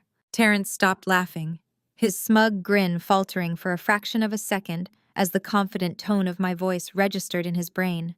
He narrowed his eyes, searching my face for any sign of the submission he expected to see. The strict state statute of limitations on the original grand larceny and wire fraud completely expired exactly 11 months ago. I continued speaking clearly and deliberately, so every single word would permanently echo in their minds. "I fully admit that I could not press criminal charges against any of you for stealing my inheritance when I was an 18-year-old girl. You legally got away with that specific crime. The system completely failed me, and you walked away incredibly wealthy." Thomas scoffed loudly, slamming his hand flat against the mahogany table. "Then turn the damn lights back on and open these doors right now," he commanded aggressively. "You have absolutely nothing on us. You are wasting our valuable time." I slowly leaned down toward the floor, my eyes remaining locked entirely on Terrence. I reached for the reinforced titanium security briefcase resting securely between my feet. I pressed my thumb against the biometric scanner. The heavy digital locks disengaged with a sharp, synchronized mechanical click. I opened the lid, reached inside the dark velvet interior, and carefully pulled out a single crisp white sheet of paper. I placed the document gently onto the center of the dark wooden table, ensuring the bright overhead spotlight illuminated it perfectly for all of them to see. It was the formal legal declaration they had just proudly signed. The bold black ink of their 4 distinct signatures sat prominently at the very bottom of the page, cementing their monumental stupidity. However, I continued, my voice suddenly dropping an octave, dripping with lethal surgical precision. "The crimes you committed 11 years ago are not the crimes I brought you here to discuss today." Terrence leaned forward involuntarily, his eyes locked onto the signed document resting on the table. A tiny bead of nervous sweat materialized on his temple. "What are you talking about?" he demanded, his previous arrogance entirely absent. I picked up the laser presenter and pointed the bright red dot directly at the bold header of the document. You walked into my corporate headquarters today fully believing you were invincible, I explained coldly. You felt so incredibly confident in your absolute superiority that you blindly ignored the most basic rules of modern corporate law. You operate a failing wealth management brokerage firm located exclusively in downtown Chicago Terrence. My financial technology company is headquartered entirely here in Los Angeles, California. I carefully watched the exact moment his arrogant brain began to rapidly calculate the terrifying geographical logistics. The color started to rapidly drain from his face, leaving his skin a sickly ashen gray. His breathing hitched noticeably in his throat. By willingly booking commercial airline tickets leaving your home state and physically crossing state lines to enter my office building today, you initiated a highly complex federal jurisdiction, I stated. By aggressively presenting those beautifully forged banking documents to me across this table, you elevated your deception from a simple local lie to a massive corporate threat. I paused, letting the heavy, suffocating silence wrap tightly around their throats. I pointed the red laser dot directly at the four signatures drawing at the bottom of the page. And by willingly putting your individual legal signatures on this specific sworn federal compliance affidavit under direct penalty of perjury, aggressively demanding 40% of my corporate equity based entirely on funds you fully knew were stolen from an irrevocable trust, you just committed active federal extortion and current wire fraud. Vanessa gasped loudly, her hands flying to cover her mouth. She looked at Terrence with wide, terrified eyes, desperately waiting for him to laugh again, waiting for him to explain how this was just another silly misunderstanding. But Terrence was completely paralyzed. His mouth was slightly open, his chest barely moving. He was staring blindly at the white paper on the table as if it were a venomous snake preparing to strike his throat. Barbara let out a small, pathetic, whimpering sound. She grabbed my father by the arm, her fingernails digging deeply into his expensive suit jacket. "Thomas, tell her she is completely lying to us right now," Barbara pleaded frantically. "Tell her she cannot do this to us." But Thomas was completely silent. The aggressive, domineering patriarch of the family was entirely broken. He stared blankly at his own signature, realizing he had proudly signed his own absolute destruction. He had willingly documented his participation in a massive federal conspiracy to extort a billion-dollar corporation. I leaned back comfortably in my leather chair, lacing my fingers together, resting them on my lap. The manufactured stress and the simulated fear I had carried for the past 2 days completely vanished. I looked at the four pale, terrified, completely shattered faces surrounding my boardroom table. For the very first time since they had ambushed me with their vicious media smear campaign, I smiled. It was a genuine, radiant, utterly ruthless smile. "You thought you could hide behind an expired clock?" I whispered, my voice cutting through the silent room like a razor blade. "You thought stealing my past and ruining my life was entirely consequence-free. But the clock on the statute of limitations just restarted exactly 15 minutes ago.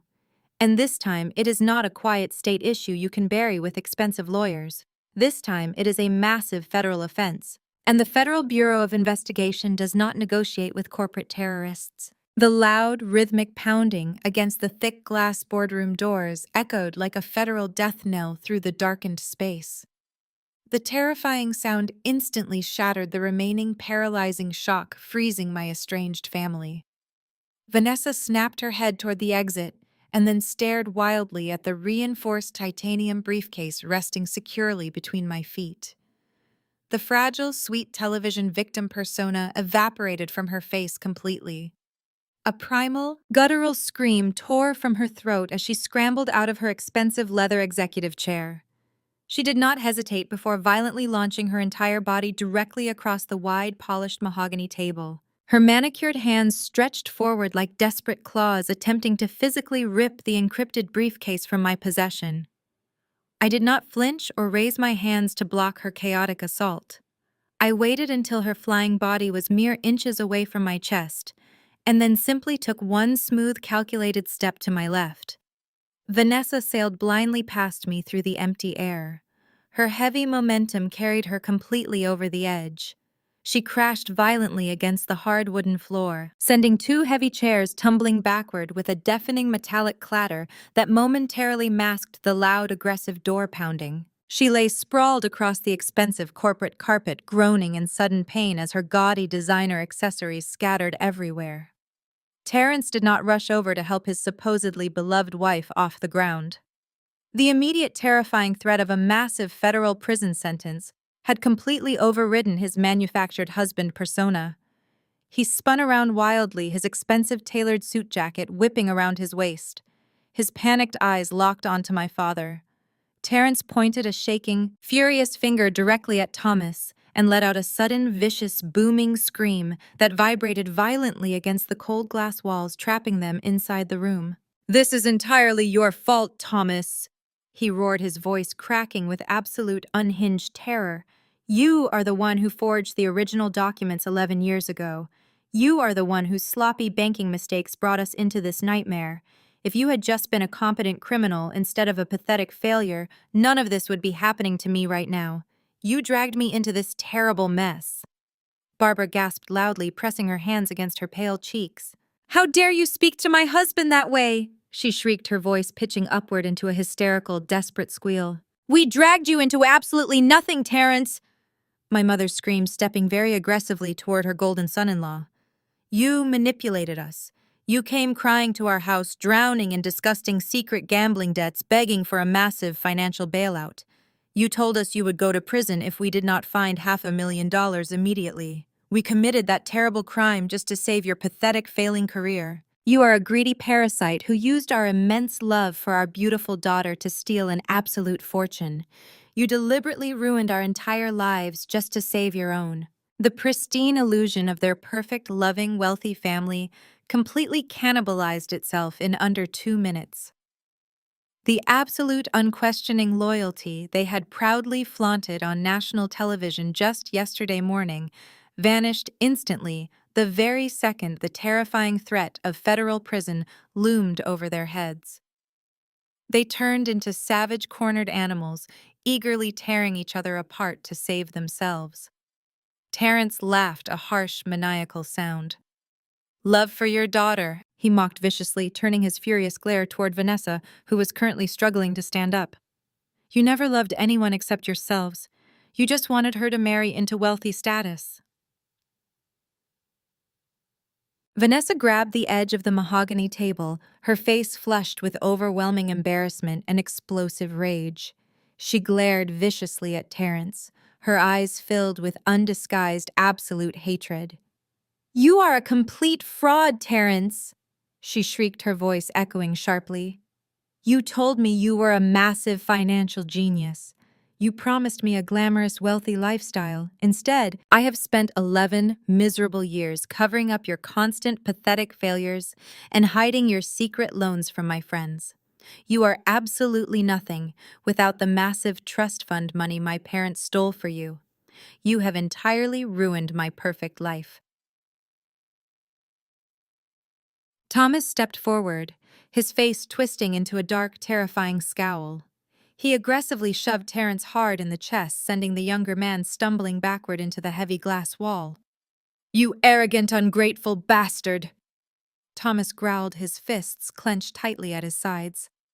"I sacrificed my relationship with my youngest daughter to give you a fortune.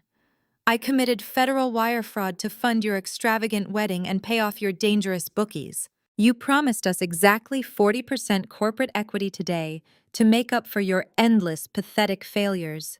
Instead, you marched us blindly directly into a massive federal trap." The heavy rhythmic pounding against the locked glass doors grew significantly louder, demanding immediate, absolute compliance. Muffled, authoritative shouts from heavily armed federal agents echoed from the outer corporate hallway. "Open the door immediately," an aggressive voice commanded through the thick security glass. The terrifying reality of their inescapable doom crashed down upon them, extinguishing their violent, screaming match. The absolute finality of the situation drained the remaining fight from their bodies. They froze completely, staring in sheer, unadulterated horror at the securely locked doors separating them from decades of federal incarceration. Their spectacular public downfall was completely finalized today. Barbara collapsed into the nearest executive chair, burying her tear-stained face in her trembling hands, letting out a wretched, guttural sob of absolute surrender. Vanessa leaned heavily against the mahogany table, weeping uncontrollably, realizing her glamorous public life was permanently destroyed. Terrence stared blankly at the floor, his chest heaving, his arrogant, predatory confidence completely eradicated by the imminent reality of a concrete cell. Thomas turned slowly around to face me directly. His shoulders slumped forward. His domineering, patriarchal authority entirely vanished. He looked at me with wide, terrified, desperate eyes, completely recognizing that I held their absolute fate. My father took a slow, shaking step toward me. He looked at the reinforced titanium briefcase resting securely between my feet, containing the sworn federal affidavit they had blindly and arrogantly signed just minutes prior. The irrefutable legal proof of their act of extortion and wire fraud. Thomas swallowed hard, his throat bobbing nervously. He took another halting step forward, his legs trembling visibly beneath his expensive tailored suit. He stopped right in front of me, and then slowly, deliberately bent his knees. The aggressive, proud man, who had tormented my entire childhood, literally dropped down onto the cold corporate carpet. He collapsed heavily onto his knees right in front of me, pressing his hands together in a pathetic, desperate plea for unearned mercy. "Sloan, please," he begged, his deep voice cracking with unfamiliar, humiliating submission. "I am begging you. Please do not do this to us. You can keep the entire company. We do not want the 40% equity. We will leave right now and never bother you again. We will publicly retract every single terrible thing we said on television yesterday. We will tell the media we made a massive mistake. Just please show us absolute mercy today." Tears streamed freely down his wrinkled face as he looked up at me from the floor. "Please, Sloan," he whimpered, his voice echoing pathetically over the loud, continuous pounding at the door. "Open the locks and tell the federal agents this is all just a huge misunderstanding. Tell them we were just negotiating a private family settlement. Do not send your mother and me to federal prison. Do not completely destroy Vanessa and her life. We are your family. Please forgive us." I stood perfectly still, looking down at the broken, weeping man kneeling helplessly on the floor before me. I did not feel a single solitary ounce of warmth or empathy for him. The cold, impenetrable stone mask I wore did not fracture or soften. I stared deeply into his terrified, desperate eyes, remembering the rainy afternoon he screamed at me and threw me out of the house. I remembered the endless years of being treated like worthless garbage while they worshipped their golden child. "You are not my family," I stated, my voice deadly quiet and completely devoid of any emotional attachment. "You are just the pathetic criminals who stole my past and tried to steal my future." I slowly reached my hand under the thick edge of the polished mahogany table, letting my fingers find the hidden biometric security panel. I looked down at him one final time, cementing his absolute pathetic defeat into my memory forever. "I told you 11 years ago, Dad," I whispered with chilling absolute finality. "I am the strong one." I firmly pressed my thumb against the glowing scanner. The heavy electronic locks disengaged instantly with a loud, sharp clack. The thick glass boardroom doors burst violently open, rebounding against the steel door frames with a deafening crash that echoed throughout the entire executive floor. A highly coordinated squad of federal agents swarmed into the darkened room. These were not standard local police officers responding to a minor domestic disturbance. They wore dark tactical gear, emblazoned with the bright yellow letters of the Federal Bureau of Investigation, specifically identifying them as the elite white-collar corporate crime division. They moved with terrifying practiced precision, fanning out across the premium corporate carpet to immediately surround the massive mahogany conference table. The heavy rhythmic thud of their tactical boots completely drowned out the pathetic, desperate sobbing of my father, who was still kneeling helplessly on the floor. The sudden, overwhelming show of absolute federal authority instantly paralyzed my entire estranged family. They froze in their respective positions, their eyes wide with unadulterated terror, as the agents aggressively secured the perimeter. The lead agent, a tall, imposing man with graying temples and a sharp, uncompromising expression, stepped directly toward the center of the room. He did not waste a single second surveying the pathetic state of the four people trembling before him. His sharp eyes locked onto me, recognizing me instantly as the chief executive officer who had authorized this massive federal sting operation. I did not flinch, and I did not break my professional composure. I calmly reached down and grasped the heavy handle of the reinforced titanium security briefcase, resting safely between my feet. I lifted the heavy metal briefcase and placed it gently onto the polished surface of the mahogany table. The sharp metallic thud grounded the chaotic energy in the room. I smoothly disengaged the biometric locks, popping the latches open to reveal the perfectly organized legal destruction contained inside. Agent Miller nodded sharply, his face a mask of professional severity. He snapped his gloved hand forward, securing the titanium briefcase and handing it off to a secondary agent for immediate processing. He then turned his cold, uncompromising gaze directly toward my brother-in-law. Terrence, who had been standing frozen against the glass wall, suddenly seemed to realize that his entire luxurious life was officially over. The paralyzing shock that had gripped Terrence finally snapped, rapidly replaced by a volatile, explosive surge of unhinged arrogance and desperate panic. As two federal agents stepped toward him with heavy steel handcuffs drawn, he violently slapped their hands away, his face twisting into a mask of pure self-righteous rage. "Do not dare touch me!" Terrence screamed, his voice cracking wildly as he backed himself into the corner of the room. "You have absolutely no idea who you are dealing with right now. I am a licensed wealth management broker. I manage portfolios for the most powerful people in this entire city. You cannot just storm into a private corporate negotiation and arrest me over a petty family misunderstanding. I want my lawyer right now. I demand my legal counsel immediately. You are violating my civil rights, and I will personally sue every single one of you for millions of dollars."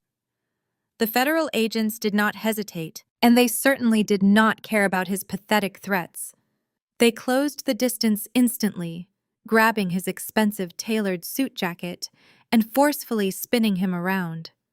Terrence thrashed wildly, attempting to break free from their iron grip, but the highly trained agents easily overpowered him.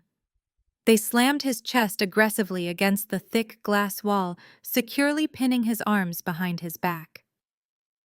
The sharp, unmistakable click of heavy steel handcuffs locking securely around his wrists echoed sharply through the room. Terrence let out a loud, humiliating gasp of pain as they secured the restraints, completely shattering his carefully constructed facade of wealthy superiority.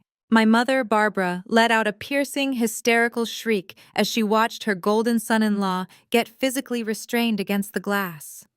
She scrambled backward away from the table, practically falling over her own feet in her desperate attempt to distance herself from the unfolding criminal arrests.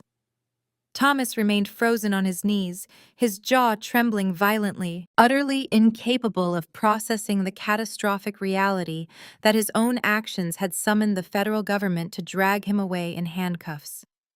But it was Vanessa who delivered the most spectacular, desperate performance of the entire afternoon. As a female agent firmly grasped her arm and commanded her to turn around, Vanessa violently ripped herself away, stumbling forward until she collided heavily with the edge of the mahogany table. Her expensive designer dress was twisted, and her carefully applied makeup was completely ruined, dark streaks of mascara running down her flushed, tear-stained cheeks. She looked directly at me, her eyes wide with a manic, manufactured panic, attempting to play the ultimate victim one final time. "Sloan." "Please, Vanessa," wailed her voice, pitching into a shrill, suffocating screech that grated against my ears. "We are sisters. We share the same blood. We grew up in the same house. How can you possibly do this to your own family? You are completely destroying my entire life. I have a husband. We have a public reputation to maintain.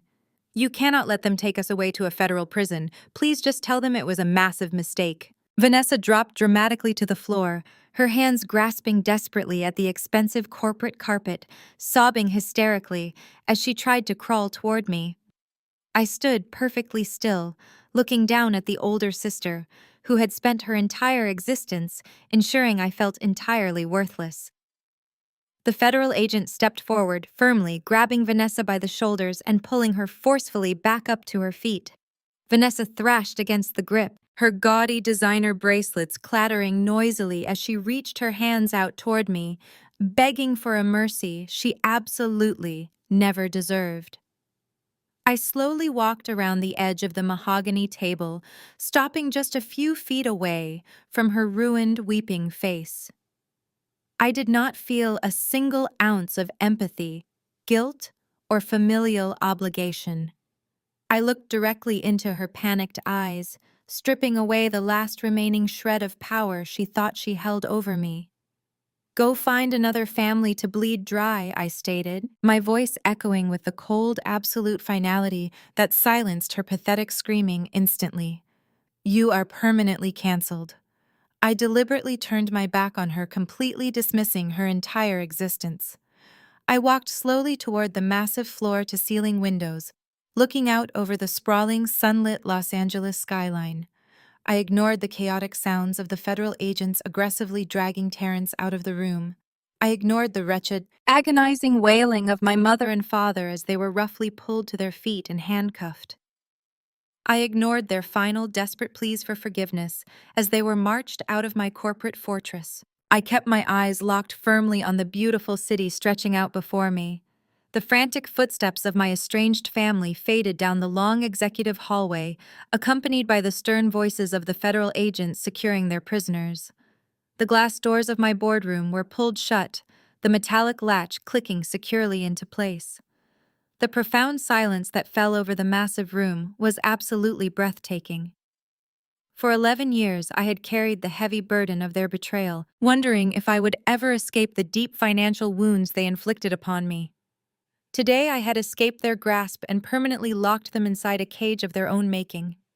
They walked into my empire believing they could simply take whatever they wanted, but they vastly underestimated the woman they threw away.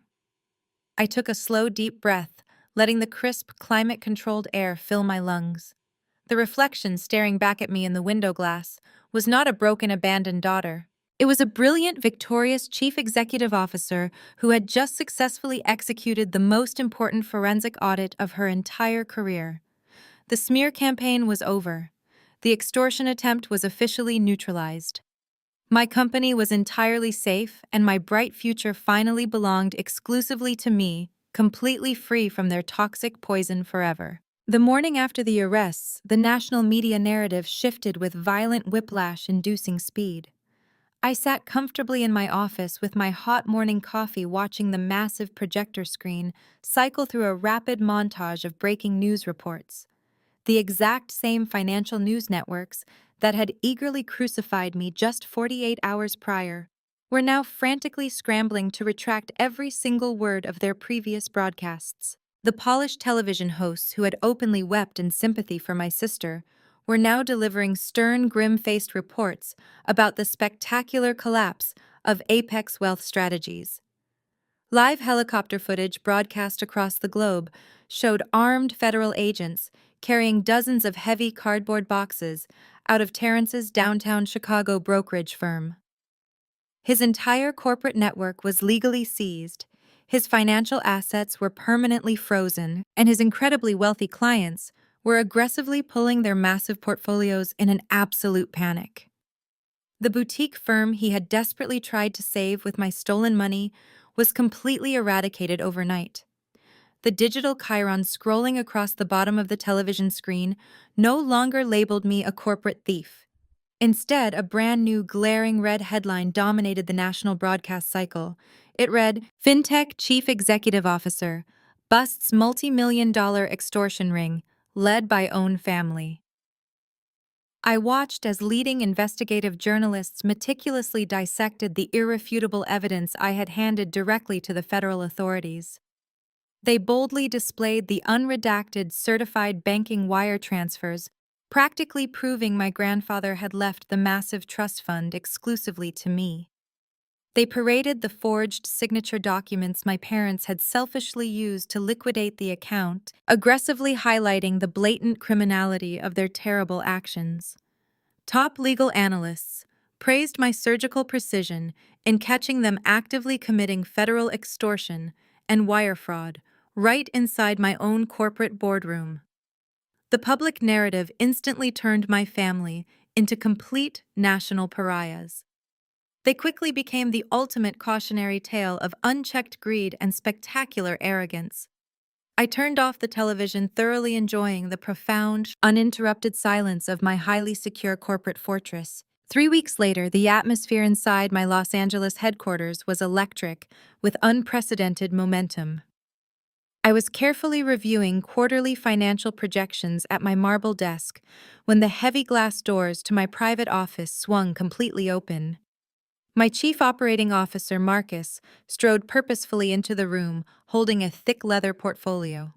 His face was flushed with the kind of pure adrenaline that only massive corporate victories could ever generate. He dropped the heavy portfolio squarely onto the clean center of my desk.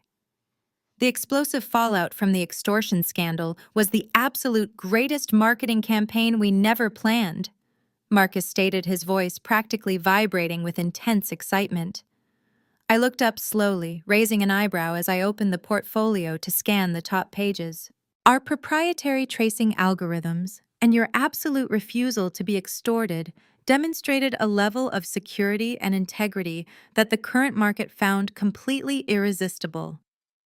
Massive institutional clients who were previously hesitant to migrate their sensitive financial data to our platform are now aggressively flocking to our firm.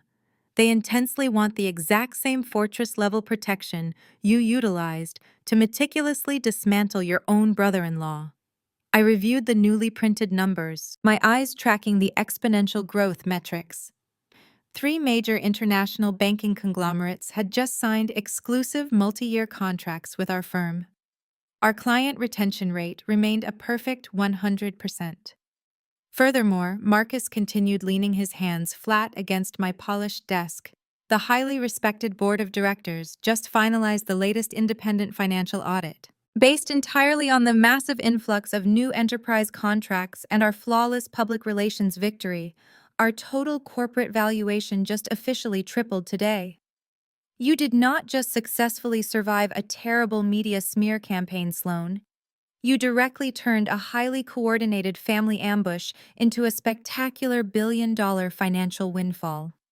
We are now considered completely untouchable in this competitive industry sector. I closed the thick leather portfolio, a deep sense of immense satisfaction washing smoothly over me. The incredible company I had painstakingly built with my own blood and sweat was stronger than ever before. What is the latest specific update regarding the pending federal indictments? I asked, calmly shifting the professional topic to the final lingering thread of my dark past.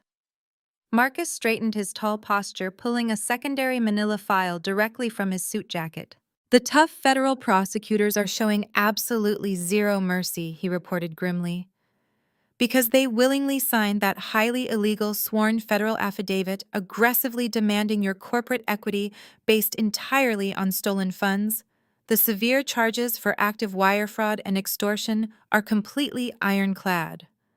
Terrence was immediately denied bail due to severe flight risk concerns and his massive offshore gambling debts. He is currently sitting quietly in a maximum security federal holding facility in downtown Los Angeles. Vanessa's personal assets were completely seized as part of the ongoing criminal investigation. She surrendered her passport and is currently residing in a cheap rundown motel near the courthouse, anxiously awaiting her scheduled federal trial date. And my parents? I inquired, my steady voice entirely devoid of any residual emotion. The aggressive foreclosure on their pristine suburban house went completely through yesterday morning, Marcus confirmed.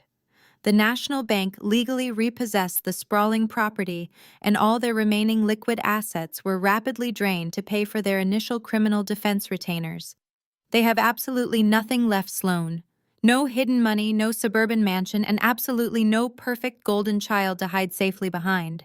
They are currently facing mandatory minimum sentences of 15 years in federal prison for their active participation in the extortion conspiracy and their undeniable role in physically forging the original historical banking documents. They foolishly threw away their entire privileged lives. I nodded slowly, fully processing the absolute totality of their spectacular destruction. They had recklessly gambled everything on their perceived ability to easily intimidate me, relying entirely on the terribly false assumption that I was still the weak, terrified girl they had callously discarded 11 years ago. Their catastrophic miscalculation had permanently cost them their precious freedom. "Thank you, Marcus," I said, dismissing him with a brief, respectful nod. "You can officially take the rest of the busy afternoon off. Go celebrate the massive new valuation." The transition occurred 2 months later, arriving precisely on the warm evening of my 30th birthday. There were no fake forced family dinners. There were no tense hostile gatherings where I was expected to sit quietly and absorb endless unfounded criticism. There was no toxic drama to manage or parasitic relationships to cautiously navigate. Instead, I stood completely alone on the sprawling, elevated balcony of my newly purchased beachfront estate located in Malibu. The massive, multi-million-dollar luxury property was a towering testament to my ultimate survival and financial independence. It was deeded entirely in my own name, proudly purchased with the clean, undeniable wealth I had brilliantly earned through my own relentless professional dedication. The cool, refreshing ocean breeze swept smoothly across the wide balcony, gently carrying the fresh scent of the vast Pacific Ocean.